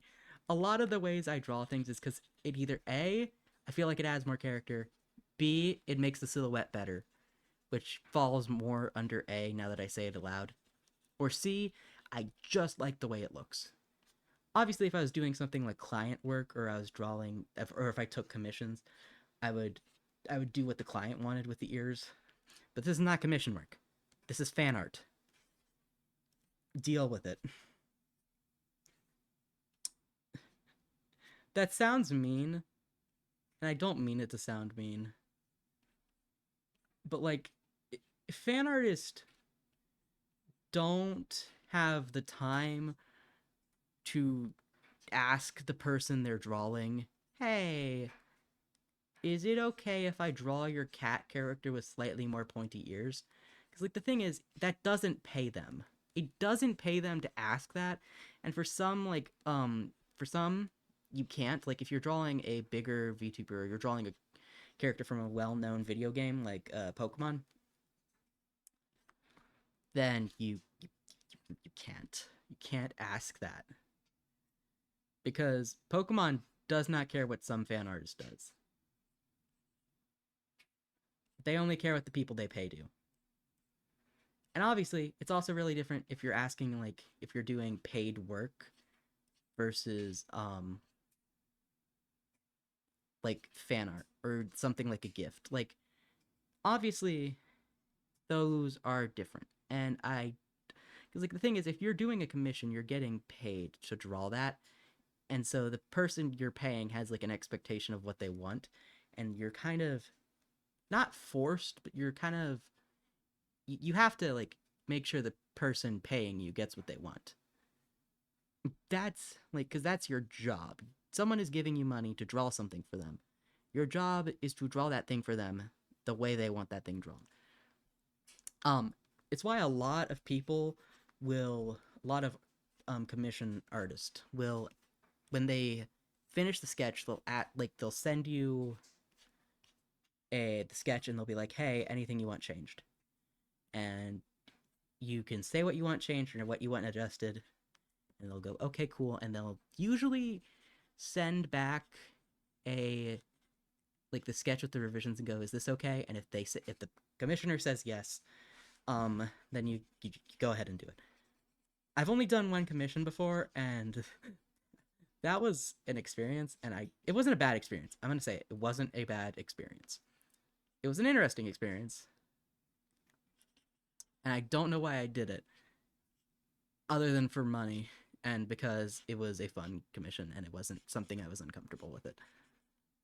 Keep in mind, I was also an adult when I did this, so generally, if you're going to do commissions, wait until you're an adult, because it's a lot easier to deal with payment when you're an adult and doing commissions than it is when you're a child and doing commissions, especially because if a lot of people will have their commissions be like payment through something like PayPal or Cash App or Venmo, and those have age requirements as far as I'm aware, at least for Venmo and PayPal. I know PayPal does. PayPal, you have to be like 18. And if you're not 18, PayPal can and will ban your account. So don't do commissions as a minor. I don't know how it works for Cash App. I think Cash App might have a similar requirement. But generally, also, if you're in the United States and you're doing commissions for people in the United States, the recommendation, at least from what I've seen for a lot of people, is try and go for Cash App first, PayPal if needed, because PayPal is generally better if you're doing like commissions and the commissioner is not from your country, because Cash App's only really available in the States and I think maybe Canada. I don't know. Speaking of which, hey, we've done the Why does it look weird? Why does it look... It's the legs. It's the legs. I know what I need to do. I know what I need to do. I know what I need to do. That feels better. I don't know why. Something about this just feels off, but I don't know what. Also, another weird thing I like to do, and I blame Warrior Cats. Whenever I have a character facing the side, the little fucking fluff of fur on the head. And I know this comes from Warrior Cats, and I know that's where this comes from. Because I don't, like, a lot of Warrior Cats artists I've seen do this, and it just feels less weird when you're a cartoon artist and you do it like that. Now, if you're a realism artist, or your style is, like, less cartoon, I should specify when I say cartoon, I mean Western cartoon, because anime obviously does stuff a lot different than Western cartoons do. And if I'd had to say, anime blends cartoony style, like stylization with realism in a way that's kind of interesting in and of its own right. Oh wait, I forgot eyebrows. I'm not going to do the hair thing because obviously that doesn't really work for Digby, but we can do the eyebrows. Oh wait, we forgot a mouth. There we go. Give him a little smile. Also, another thing I like to do, and it's a stylized thing, when it comes to cats, especially if I'm doing like this specific type of, like, you know, the colon 3 face, not the colon 3 face, but like the little this type of mouth, the little black nub of thickness on the end. All right, so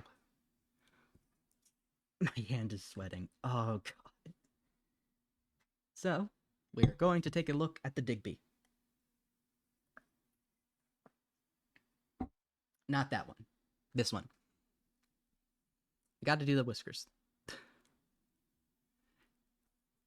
So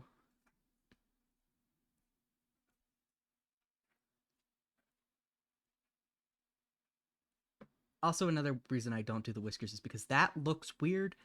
You see what I mean, right? Like here it's fine, but then if I try and do a whisker facing upwards, or like a whisker facing the middle, and it doesn't cross that fluff, it looks odd. Like, also if you're not doing the face fluff, beef up that the face is gonna look weirder. Not weirder, but like less shapy. All right, we're gonna draw the whiskers though. That's as good as I'm gonna get with the whiskers. I tried. Okay, so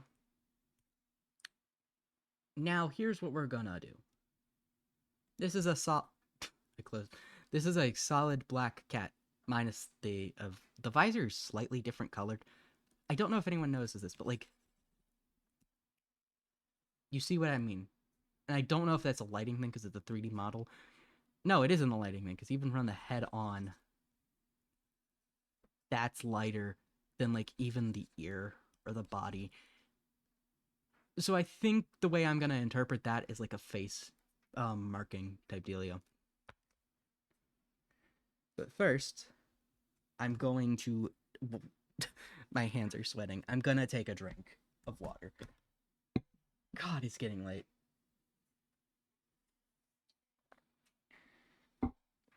Look at that. That's a kibby.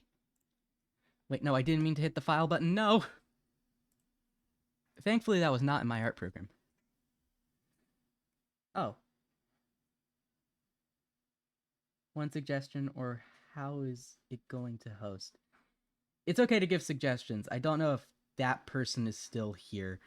It's okay to give suggestions. I put them in a list, and the thing is, if I try and get to everything on the list, but if I don't get to it, I'll get to it in a later stream. So this stream is basically how many suggestions can I get in a given amount of time.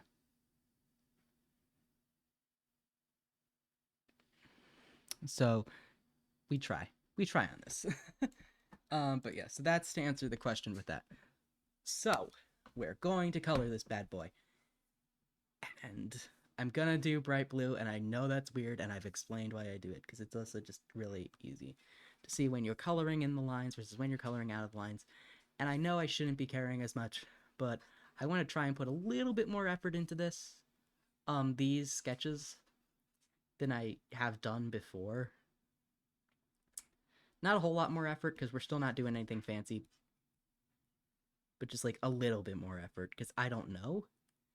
It feels like before, some, like, especially towards the end of streams, these streams, that sketches would just kind of get a lot worse in quality. And even though I'm not going for like my best quality, I still want to have something presentable, because I'm gonna be posting these, and the people who I'm drawing are gonna see these. Well, at least the VTubers who I'm drawing, because you can also suggest anime characters.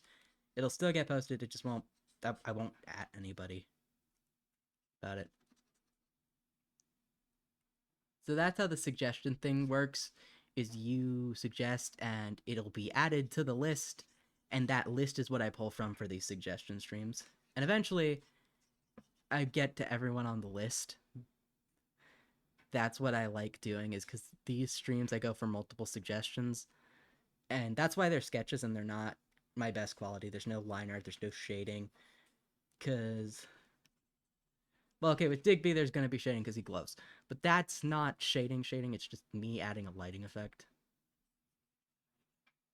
to get that color looking right. Because when you don't, it doesn't look teal like how it looks on the model. It looks like that blue, not this blue that I'm currently using. This blue is just a blue for blocking out color.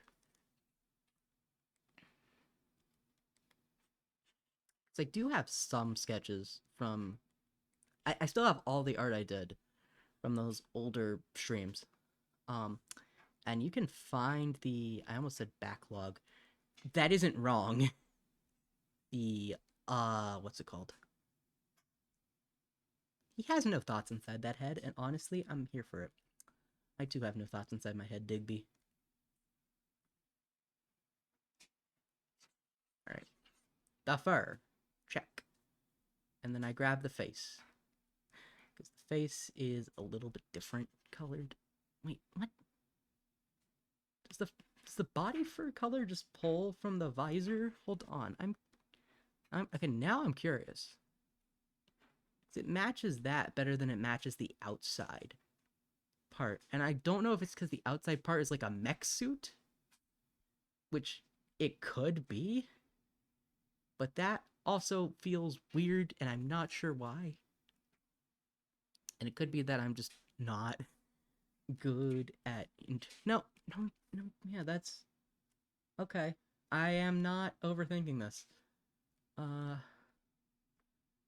I think I'm gonna just go with the color from the model, because this is hurting my head, because this is the same, close enough in color to that, and I know that the color is probably pulling from like the base coloring of this 3D model mesh, and that the shading and texture probably impacts what it looks like. But it's weird. I feel weird about this in a normal way. Just feels weird. Also, fun fact about cat genetics. You can't have blue eye. We don't know how cat eye color works, but we do know this. You can't have blue eyes on a cat unless there's some form of white. I'm not going to give Digby white, because I do not care if the VTuber model that I'm drawing, not model, if the VTuber design that I'm drawing for this stream is like genetically accurate or is like realistic or whatever, because I don't care. I'm here for fun. I'm here to draw people's funny little guys, and that's what I'm here to do. That is what we're here for. We are here for... What tail ring? Wait, is that... I'm confused. The way I'm going to interpret this gray is that I'm going to interpret it as a ring of, like, pattern. I don't know what's going on with this cat. Who cares? I mean, I care a little bit, just a little bit, just a little bit. I care just a smidge. I've never watched one of Digby streams, but I've always wanted to. Same with not Colby. What's his name? Cody. Same with Cody. I want to watch one of their streams eventually. It's just that whenever they stream, I'm either streaming because Cody usually tends to stream in the evening, like right before I start streaming, which makes trying to find time to watch him. Well, he streams right before I start streaming, and like, not right before, but like he streams a little, like a couple hours before I start streaming, and and so sometimes I just have to go like, okay, um, it's a similar thing with Grace. Like I like watching Grace and going to her streams. The problem is stream wise, especially now, she tends to start stream either right before I'm about to stream myself or like while I'm streaming, which kind of sucks because when I was just starting out, Grace would always kind of pop into my chats and be pretty cool. She's raided me like once before, which was really nice. Which was really, yeah, it was genuinely really nice. I don't know why I'm laughing about it. I think it's just because it's like a sweet gesture and I don't know how to interpret that. Like, it's sweet and it's nice, and I know it's nothing like serious. It's just, it's kind of sweet and it's nice. And I'm like, wow. Like, I remember the people who raid me because I'm still small and I don't think I network as well as I could. So I think a lot of people just kind of don't, either they don't know me. And so whenever I'm rated by someone who, especially people I don't really interact with as much as I would like to, or I've never met before, it's really nice because it's like, wow, hello person. I remember, I'll remember this. I've only been rated I think 3 times so far. One was by I think Bunkum. I hope I'm not mispronouncing his name. I don't know how to pronounce it. I'm sorry. I was rated by Cody once. And I've also been rated by... Where the fuck did the color go? That's not a person. I've been rated by Grace. That was my first raid I received. And for a long time, I couldn't raid into people because I didn't plan to do VTubing. So this was kind of more of a little bit of a spontaneous thing of me to like start doing. I don't regret it. Even though this was spontaneous, I don't regret it. I'm having fun. I'm meeting new people. I'm learning new skills. Like I've never done video editing before. And because I'm a college student who can't afford to find a video editor, I have to edit anything I do myself. Like if I'm doing like a like if I have a clip that I want to post, I have to edit it myself. And then I have to post it to like YouTube. Or if I have like a scripted short I'm doing for YouTube, I have to do that all myself, which I don't mind, but it's teaching me a new skill, which I think is very nice. Because that's pretty cool, and I like it because it teaches me. So I've been learning new skills. I've been learning networking in a different way than what I know. Because oh, excuse me, networking as an artist is very different than networking as a VTuber. At least in my experience, it is, and I don't know. It could just be that like the specific niche of art I do that makes that networking feel different than VTubing. But it's also very different because the way you network as an artist is usually you interact with other people's posts. Occasionally you can network by doing things like gifted art, but most of the time you're interacting with other artists' posts. Things like reposting, commenting, like talking with them. That's kind of how you network with other people. Doing like not all artists do it, but sometimes you can do like, things like collabs or art trades. You can do stuff like gifted art that will get you a little bit of recognition. Usually, though, a lot of people don't tend to do that because if you're doing gifted art, you're usually going to do it for people you already know. I don't know why I was adding a little bit of blue there. But with VTubing, you have different. It's very different because like I still don't even know how like fully to do it, but I'm trying to figure out how networking works as a VTuber. I know raids are a big thing. but also it's like it feels very different because like networking as a VTuber is a lot less passive. With networking as an artist, I say it's like passive, and I know what I mean when I say that, but like you might be like, what? Networking is not really a passive thing. And to be fair, you're not completely wrong. But as an artist, it's more passive than you would think. Because it's like, oh, you follow an artist and like especially if you're following someone you know as like a friend, in the art connection sphere. Like you'll follow them and like their post will come across your like feed and you go, oh okay, oh I forgot the little blue feetsies. Little blue toes. Like their art will come across your feed and you'll see it, and what you'll do usually, at least in my experience, is you'll see it and go, oh cool, I like this, I'm gonna what's the word, repost, retweet, whatever platform you're using, that equivalent. um and because you see it because it's on your feed, it's not like you actively have to search out the people you're reposting, because it's also easy if you're reposting artists you like who are around a similar size of you. So it's a lot more passive because you can just do it while you're doing something else, like scrolling your social media or checking your notifications on your accounts.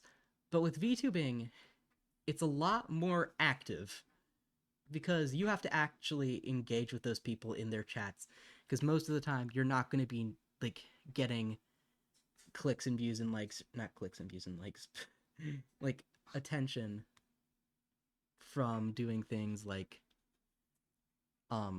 sharing that person's like stream schedule. You're getting attention by doing things like actively choosing to seek out people. And it feels like the more people you choose to seek out when you're networking as a VTuber, like the more people you raid into who aren't your friends, the more people who know you, so the more people who see your content, the more you grow. That's what it feels like. And that's, I think, what I've noticed at least is, oh, I don't know what that was about. Wait.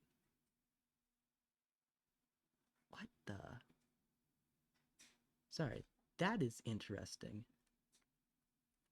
Okay, so I have like the pen partially covering my finger partially covering the pen. It's doing that. That's neat. Um that is neat. All right. This is done. We have Digby to the dig. So we're going to delete the reference. You know how this goes by now, I think. I think you all know how this goes by now. We delete the reference and then we merge our layers, because I still got to draw a lot more people, and merging the layers makes it easier to hide things. And then we name it whoever we're drawing. So now let's return to this. Oh god.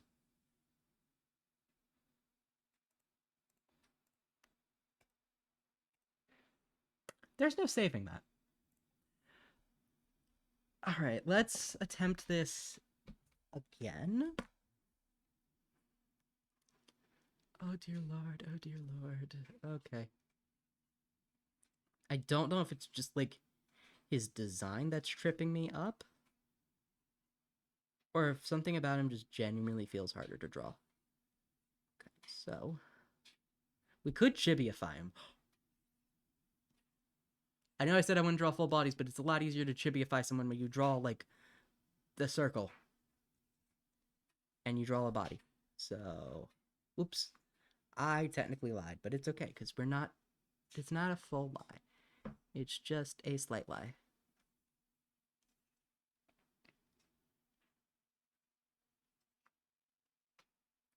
It's just a slight lie. Okay, so body,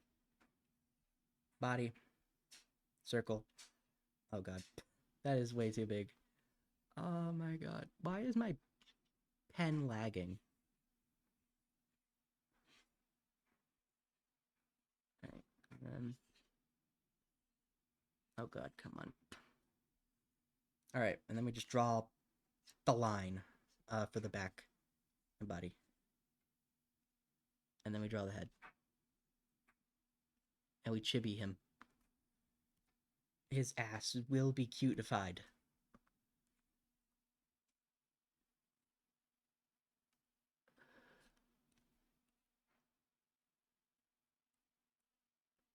His ass is cutified. Well, not fully, anyway. But his ass will be cutified.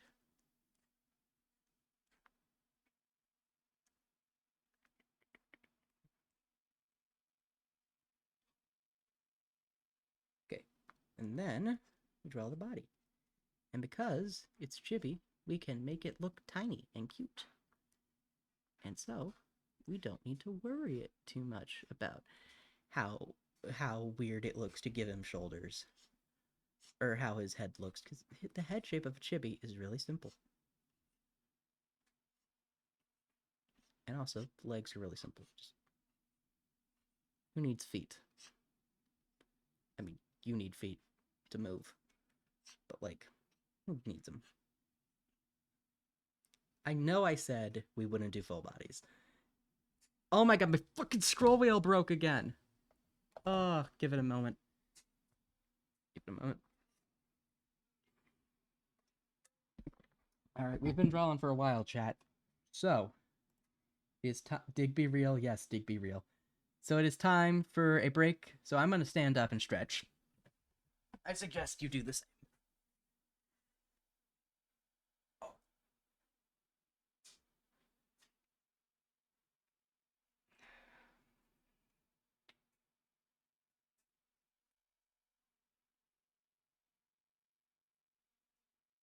Okay.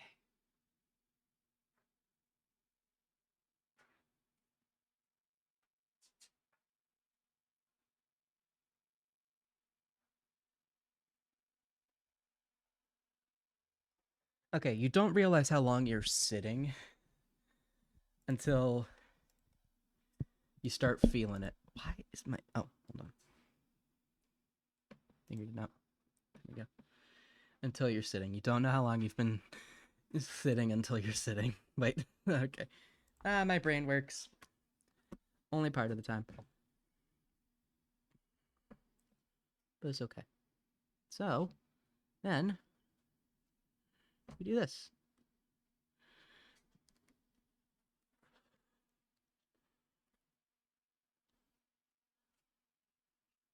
Behold. His ass is cutified. I was about to give him a little cat paw special. Because that's just how you draw fingers when you draw hands like that. Oh no, that's just how I do it at least. Look at him. He is teeny and tiny and cute. We have...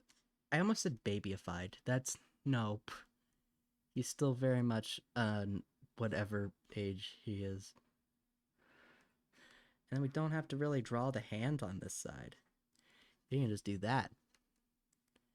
And it works. And then with the feet, I'm going to just fix this real quick. If I don't, it's going to bother me. And then, because we're also chibifying him, we don't have to worry about the fucking eyes. And we don't have to worry about giving him a nose.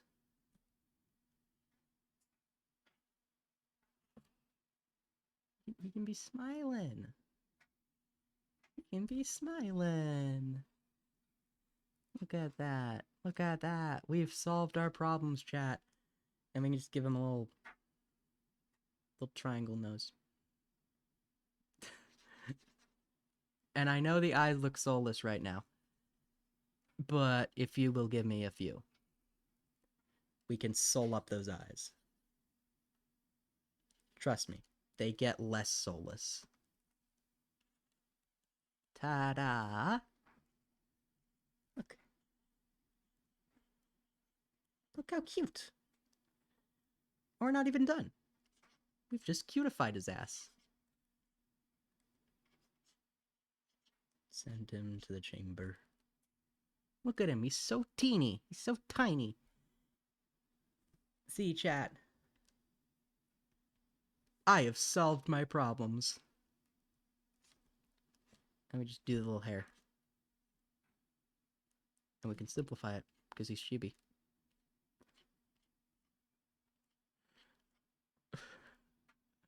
Why am I giving him the fucking Maven bangs? Not the fuck, yeah, the fucking bangs. No. We're not thinking about it. We're not thinking about it. We're just gonna do it. We're just gonna do it.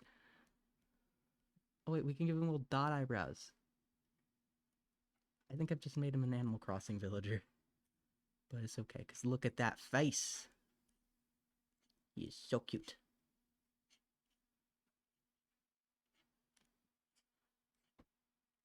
I think I might just keep doing the chibiified versions of the people, at least, because like this is so much easier than what I was doing before. Right. I gotta look at his hair. Bro's got hair, as everyone does. At least most people do. Not everyone, but most people have hair.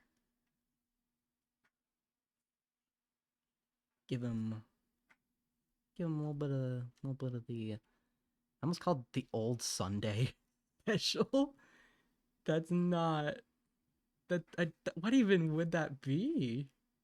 The old Sunday special. It's not even Sunday. What would the uh the old his little hair ponytail does this? Look at that. That's adorable. That's adorable. And we've done it. We've done the hair. Now we just add the ears. Oh wait, we gotta give him his little beanie. Beanie.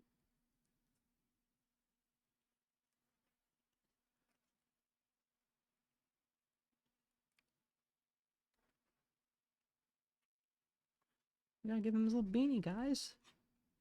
I almost forgot about it. Silly me. Silly but silly. Almost forgetting the beanie. The beanie is the important final bit.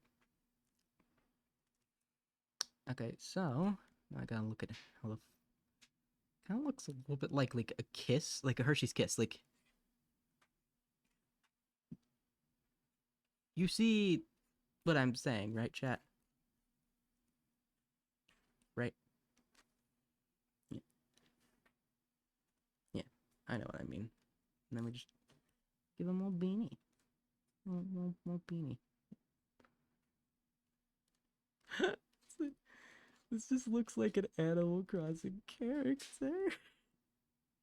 I'm here for it though. I'm here for it. I don't know what I've done, but I actually like looking at this. So we are winning. And that is the important bit. Is as long as I like staring at what I'm drawing, we are having fun. And now we know that if I ever draw him again, I just need to make him a cute little. This is not the right hat shape at all, but fuck it, we ball. It's a beanie because I say so. There we go. And we just give him the little hoodie. That's really easy. That's really easy to give him the hoodie. Just wait, is the hoodie zip up or pull on? Oh no, it's pull on. Okay, so I lied. So whenever I think of the pull on hoodies, I think of them as like like this. And I know that this is probably not right. But then like you have the strings and you get the little hoodie bit. Look at that. Look at that. He is just a little guy and he's so perfect. Wait, and then he's got the jacket. And the sleeves are rolled up, so see just ever so slightly a little bit of the hoodie, and then you got the like sleeve bit. Oh my god, look at him. I don't know how to explain it, but this is perfect. This is a perfect interpretation of him. And it works and it makes sense, and I don't know what about it makes sense, but it makes sense to me. And that's all that matters. Because I am the person drawing him. And at least I'm not being paid for this. Because if I were being paid for this, I don't think I would draw him in a cute little chibi style. I would actually have to draw him, draw him, which is not nearly as fun as this. This is fun though. This is fun. Then, well, the hoodie. It's not too oversized. I know, but like, I don't know. This feels right. And he has little capris. That's what that style of pant is called, I think.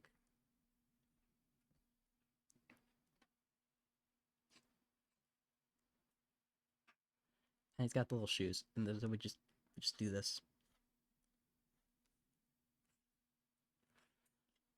The way I have drawn shoes has not changed since the 7th grade. I don't know if I should feel embarrassed, and the answer is probably yes. But hey, it works. If it works, it works. Look at him. He's so teeny. Tiny. Tiny little man. Love him. Love him. Look at this.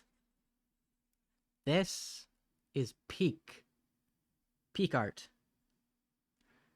And now, we big him. Biggin.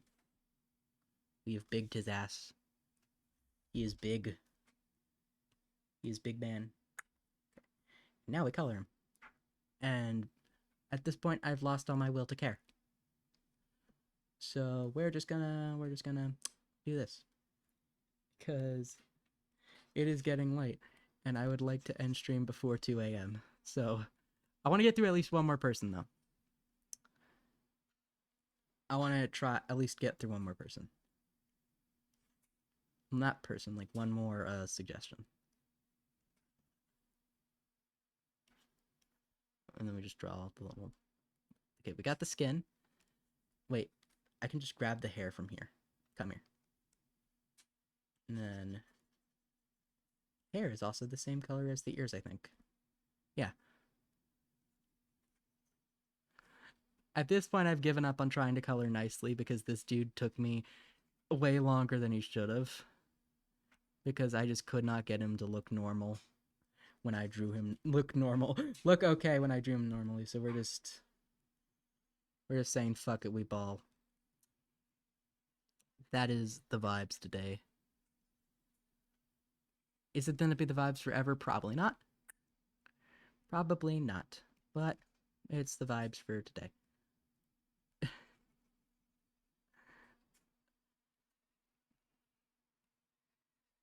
Oh my god. It is so late. It is, we're getting ever so closer to 1 a.m. and I don't like that at all. I would like to go to sleep before like 2 in the morning. So what we're gonna do is we're gonna do one last suggestion, and that last suggestion is gonna be we're just gonna pick a simple one. So unfortunately, no Alpine. I love... the fucking washing machine just went off, and not washing machine, the drying machine. Because some people, for whatever reason, turn on the goddamn motherfucking alarm thing for that. I hate it. I hate it. I hate it. I hate it. I hate it. I hate it. I hate it. Because it always scares me, without fail, whenever that goes off. So I think I have a jacket that's like a similar color of red to this hoodie. It's not this exact red. I think it's more like warm and then a little bit brighter. So like that, but similar red. Also, we're not doing a whole lot of detail on this because that is not why we're here. We are here to do this and finish this. And I feel so bad for Kataro because like the batch that he is in, the batch of like sketch suggestions that he is in is a lot more polished than his. I'm sorry, Kataro. You were just way too hard to draw for some reason, and I don't know why. Is it a rodent thing? I don't think so. But it might just be a you thing, buddy. I'm sorry. And then for the eyes, bop, bop. And yes, I know I said no pure white. I know. But I do not care. That is Kataro. We are done. We are done with him. We got one more person. And so, I'm gonna just merge. Wait, no, what have I done? Stop. We're going to merge the group. And then, we just get rid of the merge part at the end of Kataro. Ta-da. Alright. Just a little guy. Yeah, no, for real. Little guy. I fucking love little guys. Wait, yeah, no. Little creatures. My favorite character type to draw are just the little guys. Because, for whatever reason, they are the best type of character to draw. I don't make the rules. I just follow them. And I'm gonna say it's something about the way that they are just like... Because you want to hold them, and you want to squish them, and you just, like... Also, at the same time, it's just like, you want to just scream awe into their little tiny faces. I don't know. Something about the little guys instills cute aggression into me. And it's not... I don't hate it. I actually quite like the cute aggression. Okay. Daya. I know Daya is really easy. Because he's just like...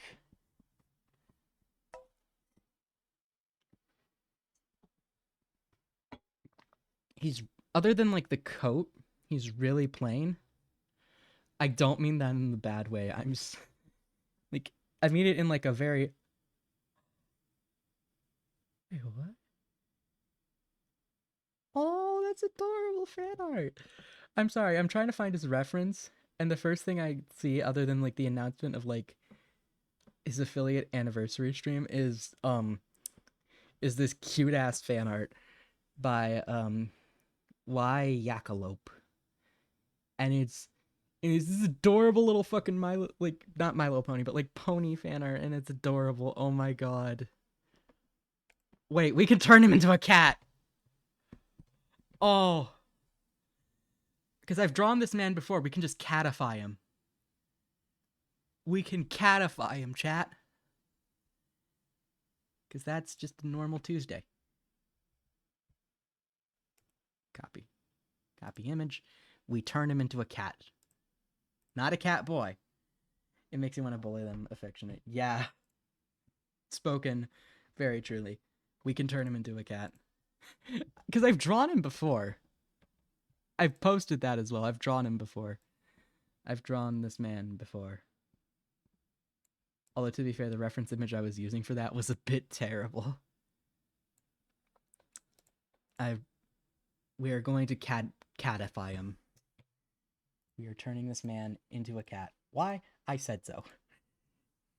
I feel like you'd be a short hair cat, which means I have to tone back the floof, but hey. It'll be worth it. So, we're catifying this man. Get cat, idiot. I mean that with love. So, let's... Oh my god. Why is the circle... There we go. Why is a circle hard to draw today? We're catifying this dude.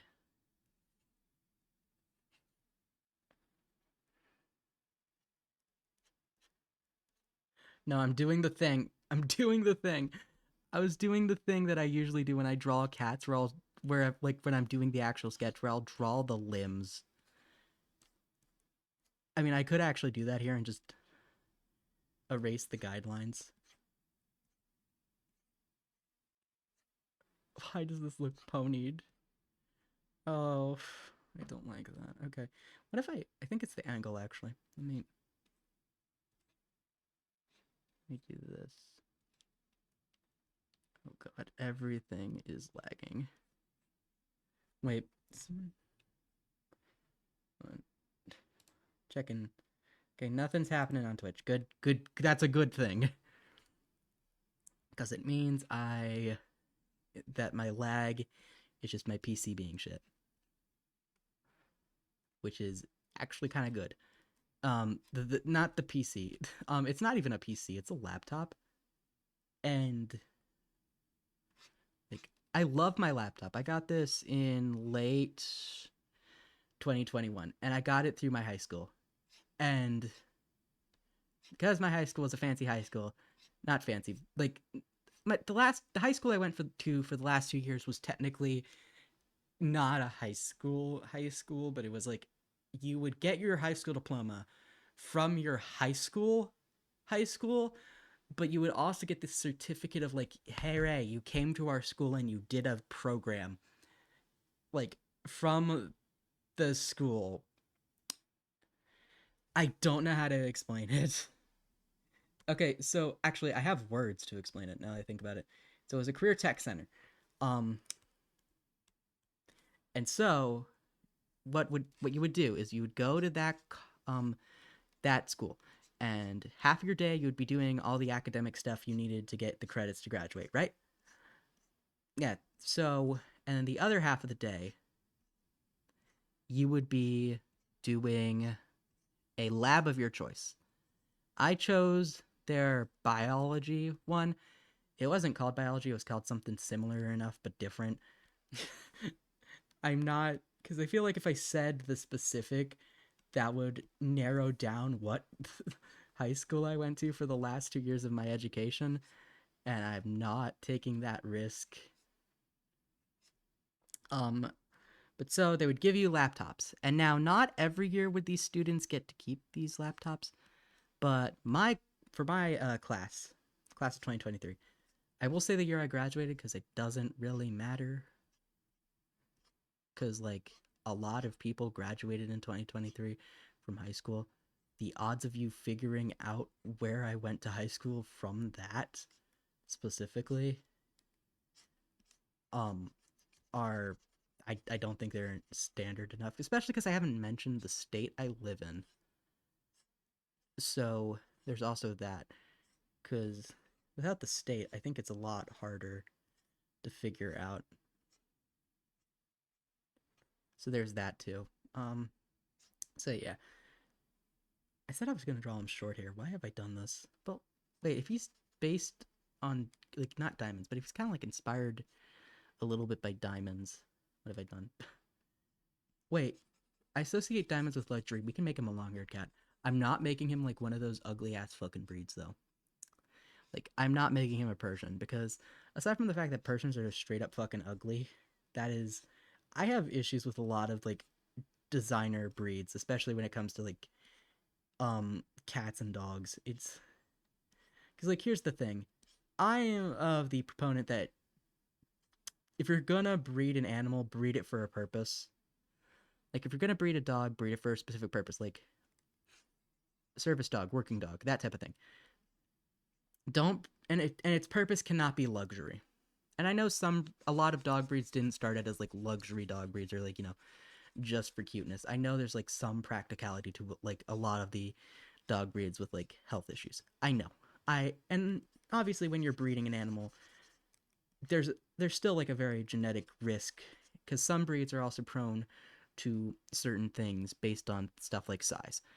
Um and just genetics of the breed. But like here's the thing, pugs should not exist. If it weren't for the fact that I think a pug skull would violate the Twitch terms of service for being graphic, violent content because of how distorted it looks, I would show you one to prove my point. Pugs, their skull terrifies me. Same with Persian cats. Their skull terrifies me. Because if you've seen it, it does not look healthy. And it's not healthy. Because, spoiler alert, those animals have a shortened respiratory, upper respiratory, not lower respiratory. You can't really shorten a lung. I hate to break it to you. But shortened upper respiratory, which is why they also always pant all the time. Because, spoiler alert, they can't fucking breathe. They can't fucking breathe. Like, it's just I have a lot of issues with, like, unethical treatment of animals. And not in, like, the PETA sense. There's some things I'm not gonna argue against because I'm not that dumb. Like, here's the thing. I don't think all agriculture is bad, because it's not. Because like it's stupid to say all agriculture is bad.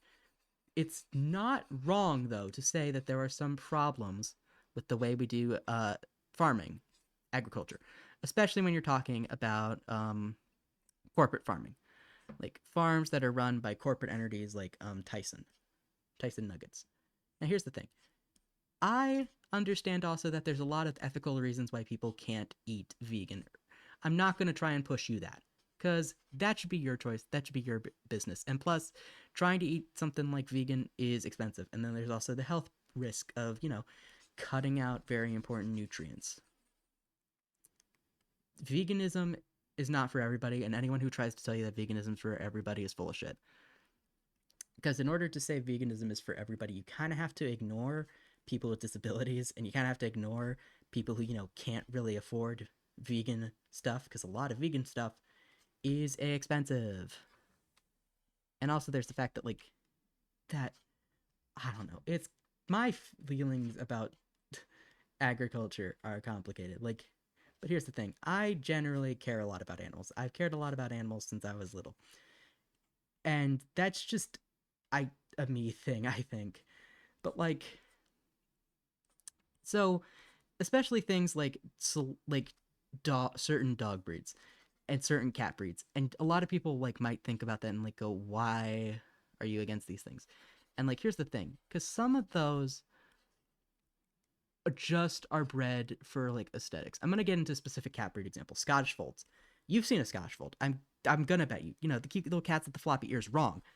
Scottish Folds are prone to extreme joint issues, and all Scottish Folds will have issues with the cartilage. That is how they get the cute floppy ears. I hate to break it to you. That's how they get the cute floppy ears. And when you start fucking with cartilage, you're not just fucking with the ears or the nose. You're fucking the nose in the case of humans. You're fucking with everything, because you are made up of a lot of cartilage. Animals are made up of a lot of cartilage, because cartilage supports a lot of things, especially joints, which is why it's very unethical to breed Scottish Folds, because they're always gonna have joint problems, even if you don't have a homozygote. If you have a and when I say homozygote, I mean homozygote for the gene. Obviously, if you're heterozygote and you don't have the gene, you're not gonna have the Scottish Fold gene that causes those problems. But if you're homozygote and you do have that, you're gonna have it more severe than a heterozygote. And even then, the heterozygote is still gonna suffer. It's why I don't like breeds like Scottish Folds. I get it, it's cute. I get it. But here's the thing. You have to consider the ethics of that animal's quality of life. Cuz and it's not like these animals are developing joint problems into their older years. No. Scottish Fold animals will have Scottish Fold animals. I mean Scottish Fold cats will have those joint problems even when they're relatively young. It is not a thing of, oh, they'll just develop joint issues when they're older because of degeneration of those tissues. No. It'll only get worse as they get older. And you tell people that and they don't think about it, because a lot of people don't like thinking about bad things on a regular basis, but a lot of people are willing to overlook that because, oh, look at it, it's cute, it's got floppy ears. And yeah, it's cute, but you gotta consider the ethics of suffering. It's also why I am very much pro spay and neuter your goddamn pets. Because and not even just for the behavioral things, because I know a lot of people are oh, the behavioral reasons. No, we're not gonna just focus on the behavioral reasons, because we're gonna focus on the other things as well, because behavior a reason for getting something your pet spayed and neutered is kind of it's a weak, flimsy one. Things for example, not contributing to the overpopulation crisis of cats and dogs. Things not risking bringing in an animal who's going to have genetic health issues depending on what they on especially if you don't know the health history of your goddamn dog or cat.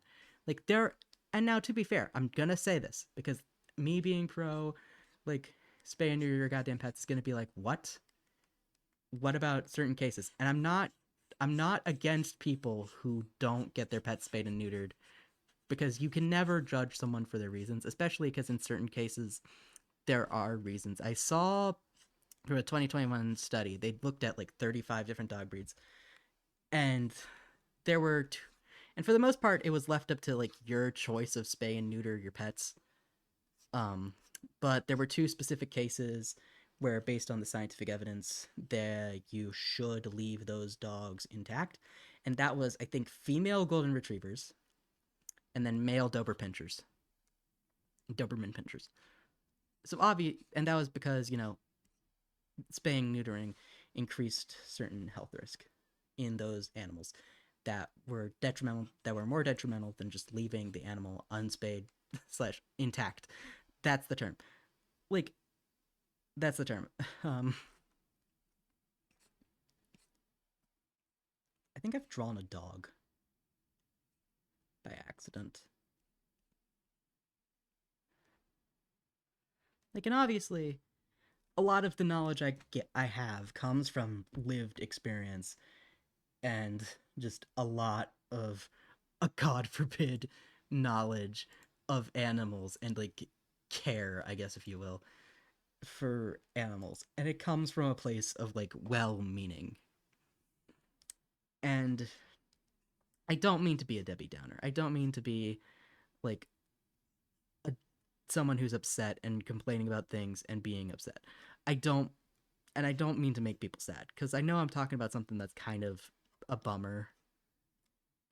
But like, it's genuinely kind of frustrating to see people who were like, well, I don't want to get my pet spayed and neutered because, well, that's mutilation. They shouldn't have to do that without their consent. I promise you, your dog and cat are not gonna give a shit if you fucking spay and neuter them. I promise you. I promise. Like, I promise that they aren't gonna give a shit. I promise. And also, like I get people who are like, "Hey, my pet has like a health risk that I'd make putting them under to get them spayed and neutered, like, very dangerous, very risky." I get that. I get like some dog breeds, like I just mentioned, you know, it's better to leave them intact for health reasons. I get that. And I'm not mad at those people. I don't have an issue with those people. I have an issue with these people who act like spaying and neutering your pet is somehow taking away something from them. Because no, animals usually don't breed because it's something they desire. They breed out of like necessity. I think I'm gonna give him, because I've decided this is a dog now. I I said we were gonna draw him as a cat, but the more I look at this, the more it screams dog.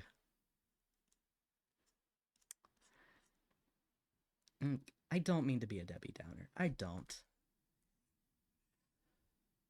Also, I don't know anything about the floppy ear genetics of dogs.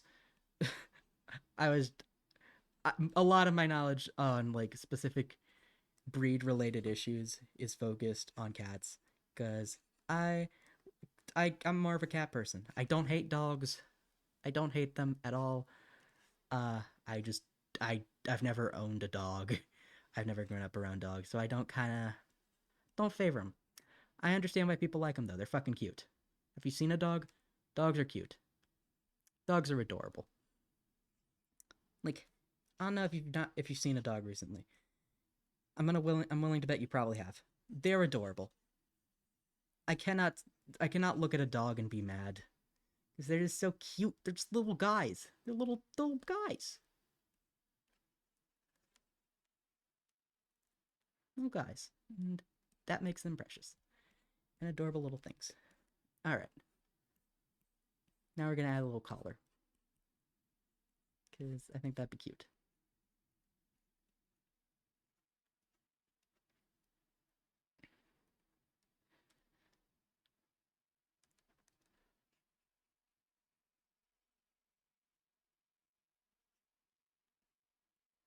Also, working with animals isn't all sunshine and rainbows. I have to say it. You'd be surprised.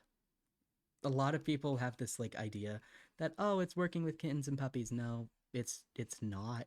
Even if you're like a shelter worker, you still have to deal with some really hard stuff because there are times when you have to like decide. I to be clarified, I have not worked for money at a shelter. I have volunteered. I volunteer semi regularly. I haven't volunteered recently because of college. I want to continue volunteering though, so I want to go back soon. I want to volunteer a lot this summer out there because oh my god, I love doing it because it gets me outside.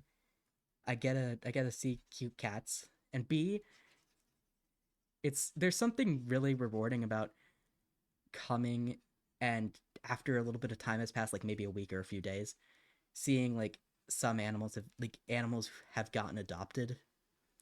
And there's also just something really satisfying about working with animals. Cuz especially when it's like an animal who, maybe they have behavioral issues, maybe they don't. I'm not going to give him a tag. I've just decided I've given up on trying to give this dad a tag. Look at him. He's so adorable, though. Look at that. Look at that little guy. Look at him. You go bark bark. You go woof woof. Boop.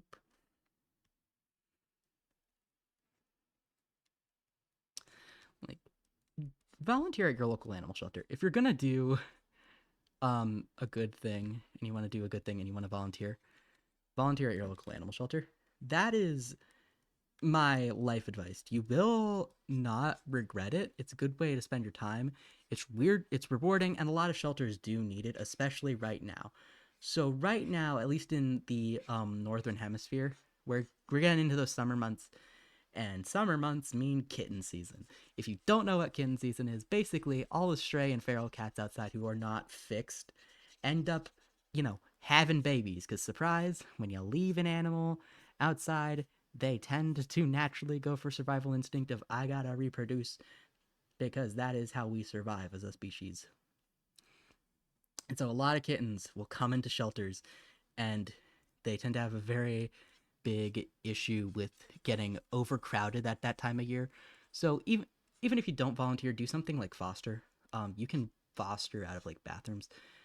I'm not a person to tell you how to foster because I do not foster animals because I have 3 cats of my own. I don't really, and like there were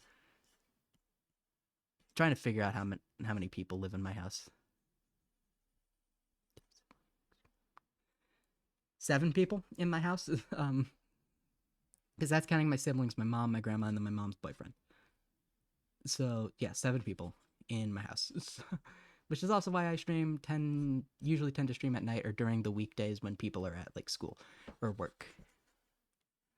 Because that way I don't have to worry about bothering people. uh but yeah. Volunteering is a very rewarding experience, especially when you're volunteering with animals. I will say though, if you're volunteering with animals and you don't know a whole lot about animal behavior, watch read a little bit about animal behavior. I promise you, please, I beg. Because one of the things I noticed when I started volunteering is a lot of people don't understand animal behavior. I tend to work with the cats just because that's the animals I'm most comfortable with, and I can read the body language of them very well. I'd like to think at least very well because I've grown up around them. I've had I've had my current cats going on for almost 7 years now. Yeah, 7. Oh my god, my boys, they're so old. My boys are so old. They're getting old. I gotta give this guy little eyebrows. Look at him. Little eyebrows. You're only gonna see the one because the other's covered by the floppy ear. There we go. Alright. And now we color him. But first. Oh. Oh my god. This is so adorable. I didn't have to go that hard. But I did. I went fucking feral. Feral on this. I went hard. I went ham. Look at him.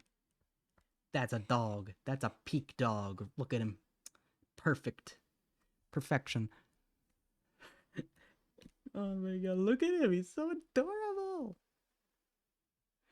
I think I'm going to take the hair color as the base. Because it feels weird to make him flesh colored. You know? Alright. Look at him. He is perfect. I feel like I got the anatomy pretty good on this one. It's not great. It's not perfect. It's not great. It's not perfect. That's what I meant. But I feel like it's actually something I'm pretty happy with. Like, yeah, I would post this to my art social media and be like, "Yep, here you go." I'm not going to, because I like to keep my art and VTubing presences separate from each other than like the vague mention of I do other things.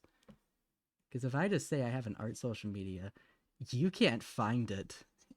Like the most hints you guys have gotten are I'm a furry. The art social media has stuff I cannot show because it breaks Twitch community guidelines.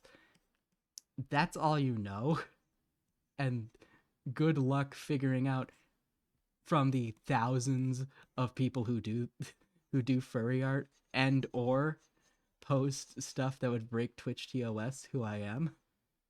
I mean, you might recognize me a little bit from the art style, but like good luck finding me because I'm not very notable. Like I'm not like I have a very small following on my art social media. It's bigger than my Twitch following, I'll say that. It's bigger than my VTubing presence. But it's still relatively small compared to like most other artists of my niche.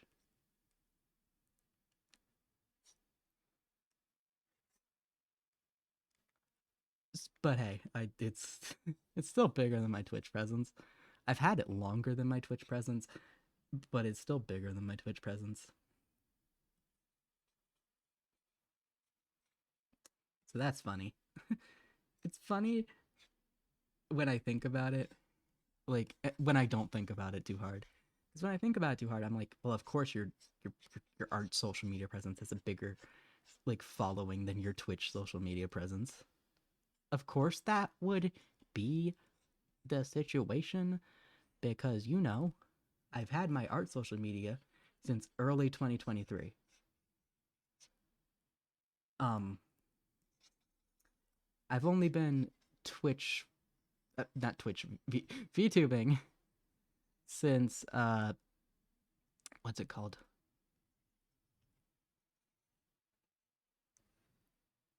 Oh, February 20th, 2024.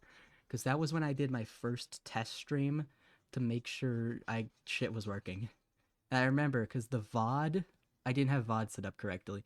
So I only have half the VOD saved and uploaded to YouTube. Okay, what color is this? Okay, so that's pretty that color. All right. And now back to this because we have the base color down. So I'm going to take the eye color, take this blue. And because here's the thing, we're not doing realism, baby. Nobody cares about realism. At least not here, we don't. Realism, don't know her. I'm gonna do some fun little patterning. I don't care how realistic this looks to like real life dog patterning. I do not care. I just want to draw him like a little dog. He's so silly. He's so silly. Hold on. You think I won't be able to recognize his style? Drawing silly animals, it's so good. I definitely think you can. And especially because I think my style is the I think what would give it away is the eyes and then the brush. Because even though sometimes I will draw on I almost said MS Paint. That's not nope. I will draw on Ibis Paint. I still like using these textured brushes. So I think you could. The only thing I think that would save me is the fact that the character I use for Bacilli is not my persona. And so you would probably see my persona and go, yeah, that can't be Bacilli, because they're drastically different. I will say that. Because, like, Bacilli as a character is not the. I would never use my persona for Bacilli. Never. Because the way I see Bacilli is he. Well, I am he. Like, I see this as, like, a persona. Like, even though the things I'm saying here are things that I, the person behind Bacilli, would, probably say if you asked me on other social media presences, the way I see Bacilli is a persona. It is not me. And the characters I use to represent Bacilli are not me. They may be, I guess, like, like, it's not facets, and it's not like it's like a stage performance. That's the best way I think I can describe it. Is it's like a stage performance. Cuz that's what it is. At the end of the day, that's what this is. I'm coming to a, I guess, stage, if you will, and just drawing, talking, yapping, doing things, putting on a performance, but it's not a very good performance. It's just me in like a shitty wig. It's me in a shitty costume, and everything I'm saying would be in character for like me as a person behind the screen, even as Bacilli. Although I will say, once I do have the final like model design stuff for Bacilli, because all of this is still, I call myself pre-debut. I because the models are not final. I the way I see it is the models are not final because this is like I haven't decided if I want to actually continue doing this as like a creative adventure. I probably will, just because I'm having fun with it. I'm having fun with what I'm doing. And also I want to fucking do that All About Bacteria stream. Mark my words. For those who have not been here for any substantial amount of time beyond this stream, All About Bacteria stream. That is a thing that I came up with because I want to talk about bacteria and share what I know with you, the viewer. And I've been working on it. College kind of killed me for a little bit working on it, but hey, I will finish it. Mark my words. And so that's a fun little series that's going to be where I just dedicate a stream to talking about my what like research that I've done into that bacteria. And it's like a deep dive because we're gonna cover like a lot of different things. But the first two I know I'm gonna do are I'm gonna do Bacillus anthracis because in case you haven't picked up from the thumbnail, not the thumbnail, real, not clickbait. Wow, great, great, Bacilli, good job. Like, I meant to say the icon, not thumbnail. The icon, Bacillus anthracis is the bacteria that eventually my model is going to be based off of. Obviously, right now, it's not what my model's based off. My model's just a colorful cat because I like drawing colorful cats. Sue me. Don't, please. But the final model, whenever I get it, is going to be based off of the concept of what if you took Bacillus anthracis, the bacteria, and then you brought it to life? Is that a fun concept? To me, yes. To other people, probably not. I think I'm going to take this and then add some white patterning. There we go. That's kind of white stomach fluff. White, a little bit of the white chest fluff.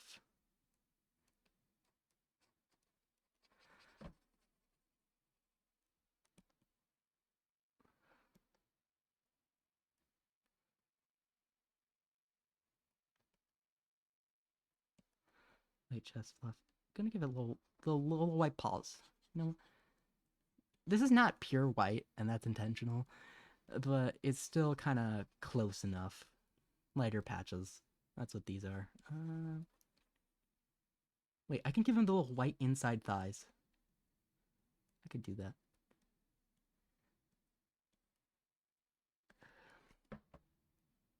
Same with the upper leg.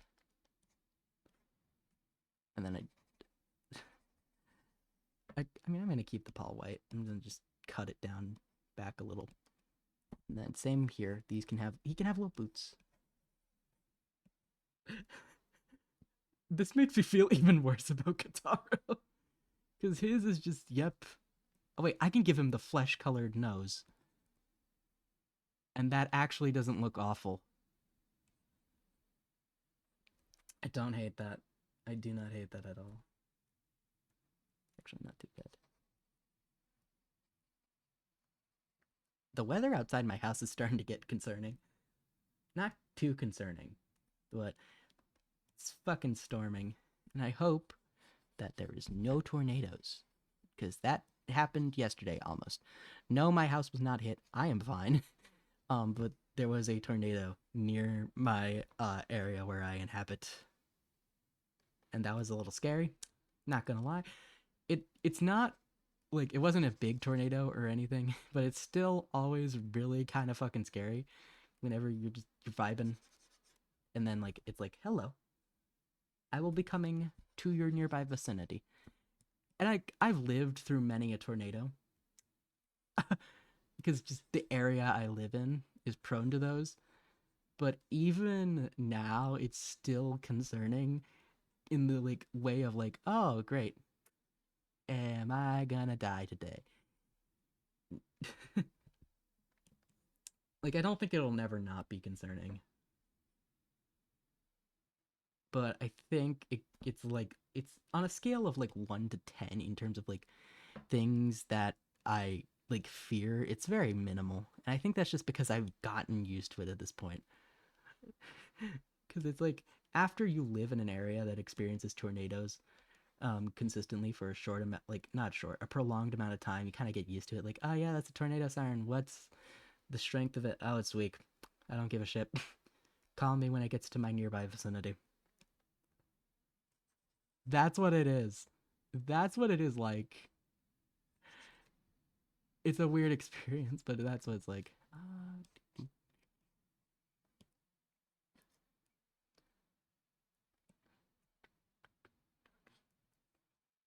To do. All right. We just need one more thing. Oh wait, I fucking messed with the colors.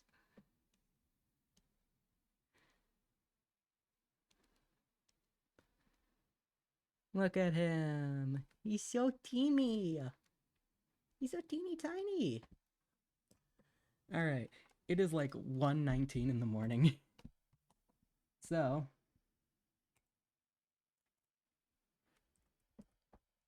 I think we're gonna end stream. But first, we've got Daya, dogified. We got Digby. The dead-eyed stare. Oh my god. We got Kataro, little guy. And then we have the guy who started the stream.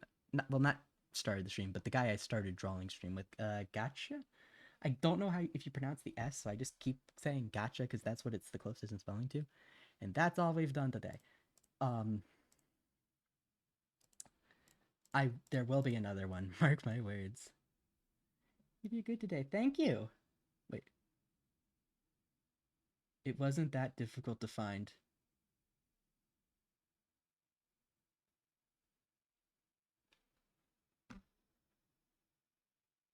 I'm gonna check my Twitter real quick.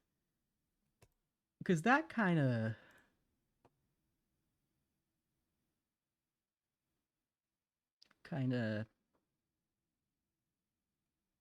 has me a bit nervous. Because that is very ominous. Oh, 5 new notifications. Oh god, please be from people please be from people I already know. Please be from people I already know.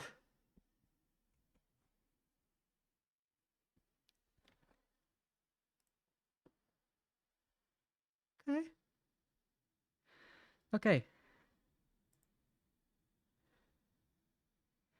All right, nothing concerning on my Twitter. We're good. You scared me. Scared me. All right.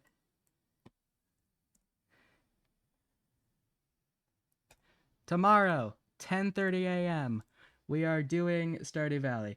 Definitely a little bit more boring than today. Now, let's find someone to raid. I could raid Grace. Wait, no, Grace is not live anymore. I take it back. We can't raid Grace. She's not live. Let's go to the VTube tab. Open link in new tab. Yes, you can DM it to me on Twitter. I think I have my DMs open. Let me double check.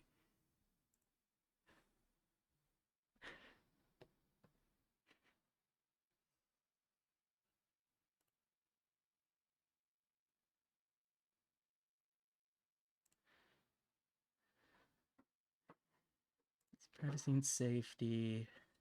Direct messages. Okay, yeah, no, my DMs are open.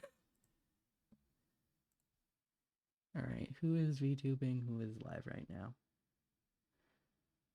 Oh, Daya's still live. We can. Oh wait, I've not seen Klondike stream. I haven't seen Daya stream either. Oh wait. Oh, Klondike's also doing art, so I think that's Humph. Who to stream? Who to raid into? Who to raid into? Let's do a coin flip. Coin flip. I'm gonna turn off the music because you're about to end anyway. All right. All right. Heads for Daya, tails for Klondike. And we got heads. Okay. I gotta make sure I get his user right. I cannot spell for the life of me. All right.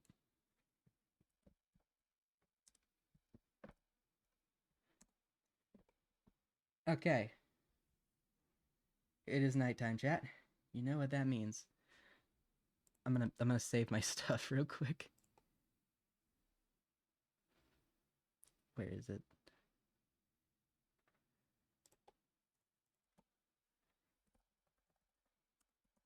There we go. All right. Good night, Restful. Thank you. I'll see you all tomorrow. Have a good night. Remember to stay safe. I love you. Goodbye.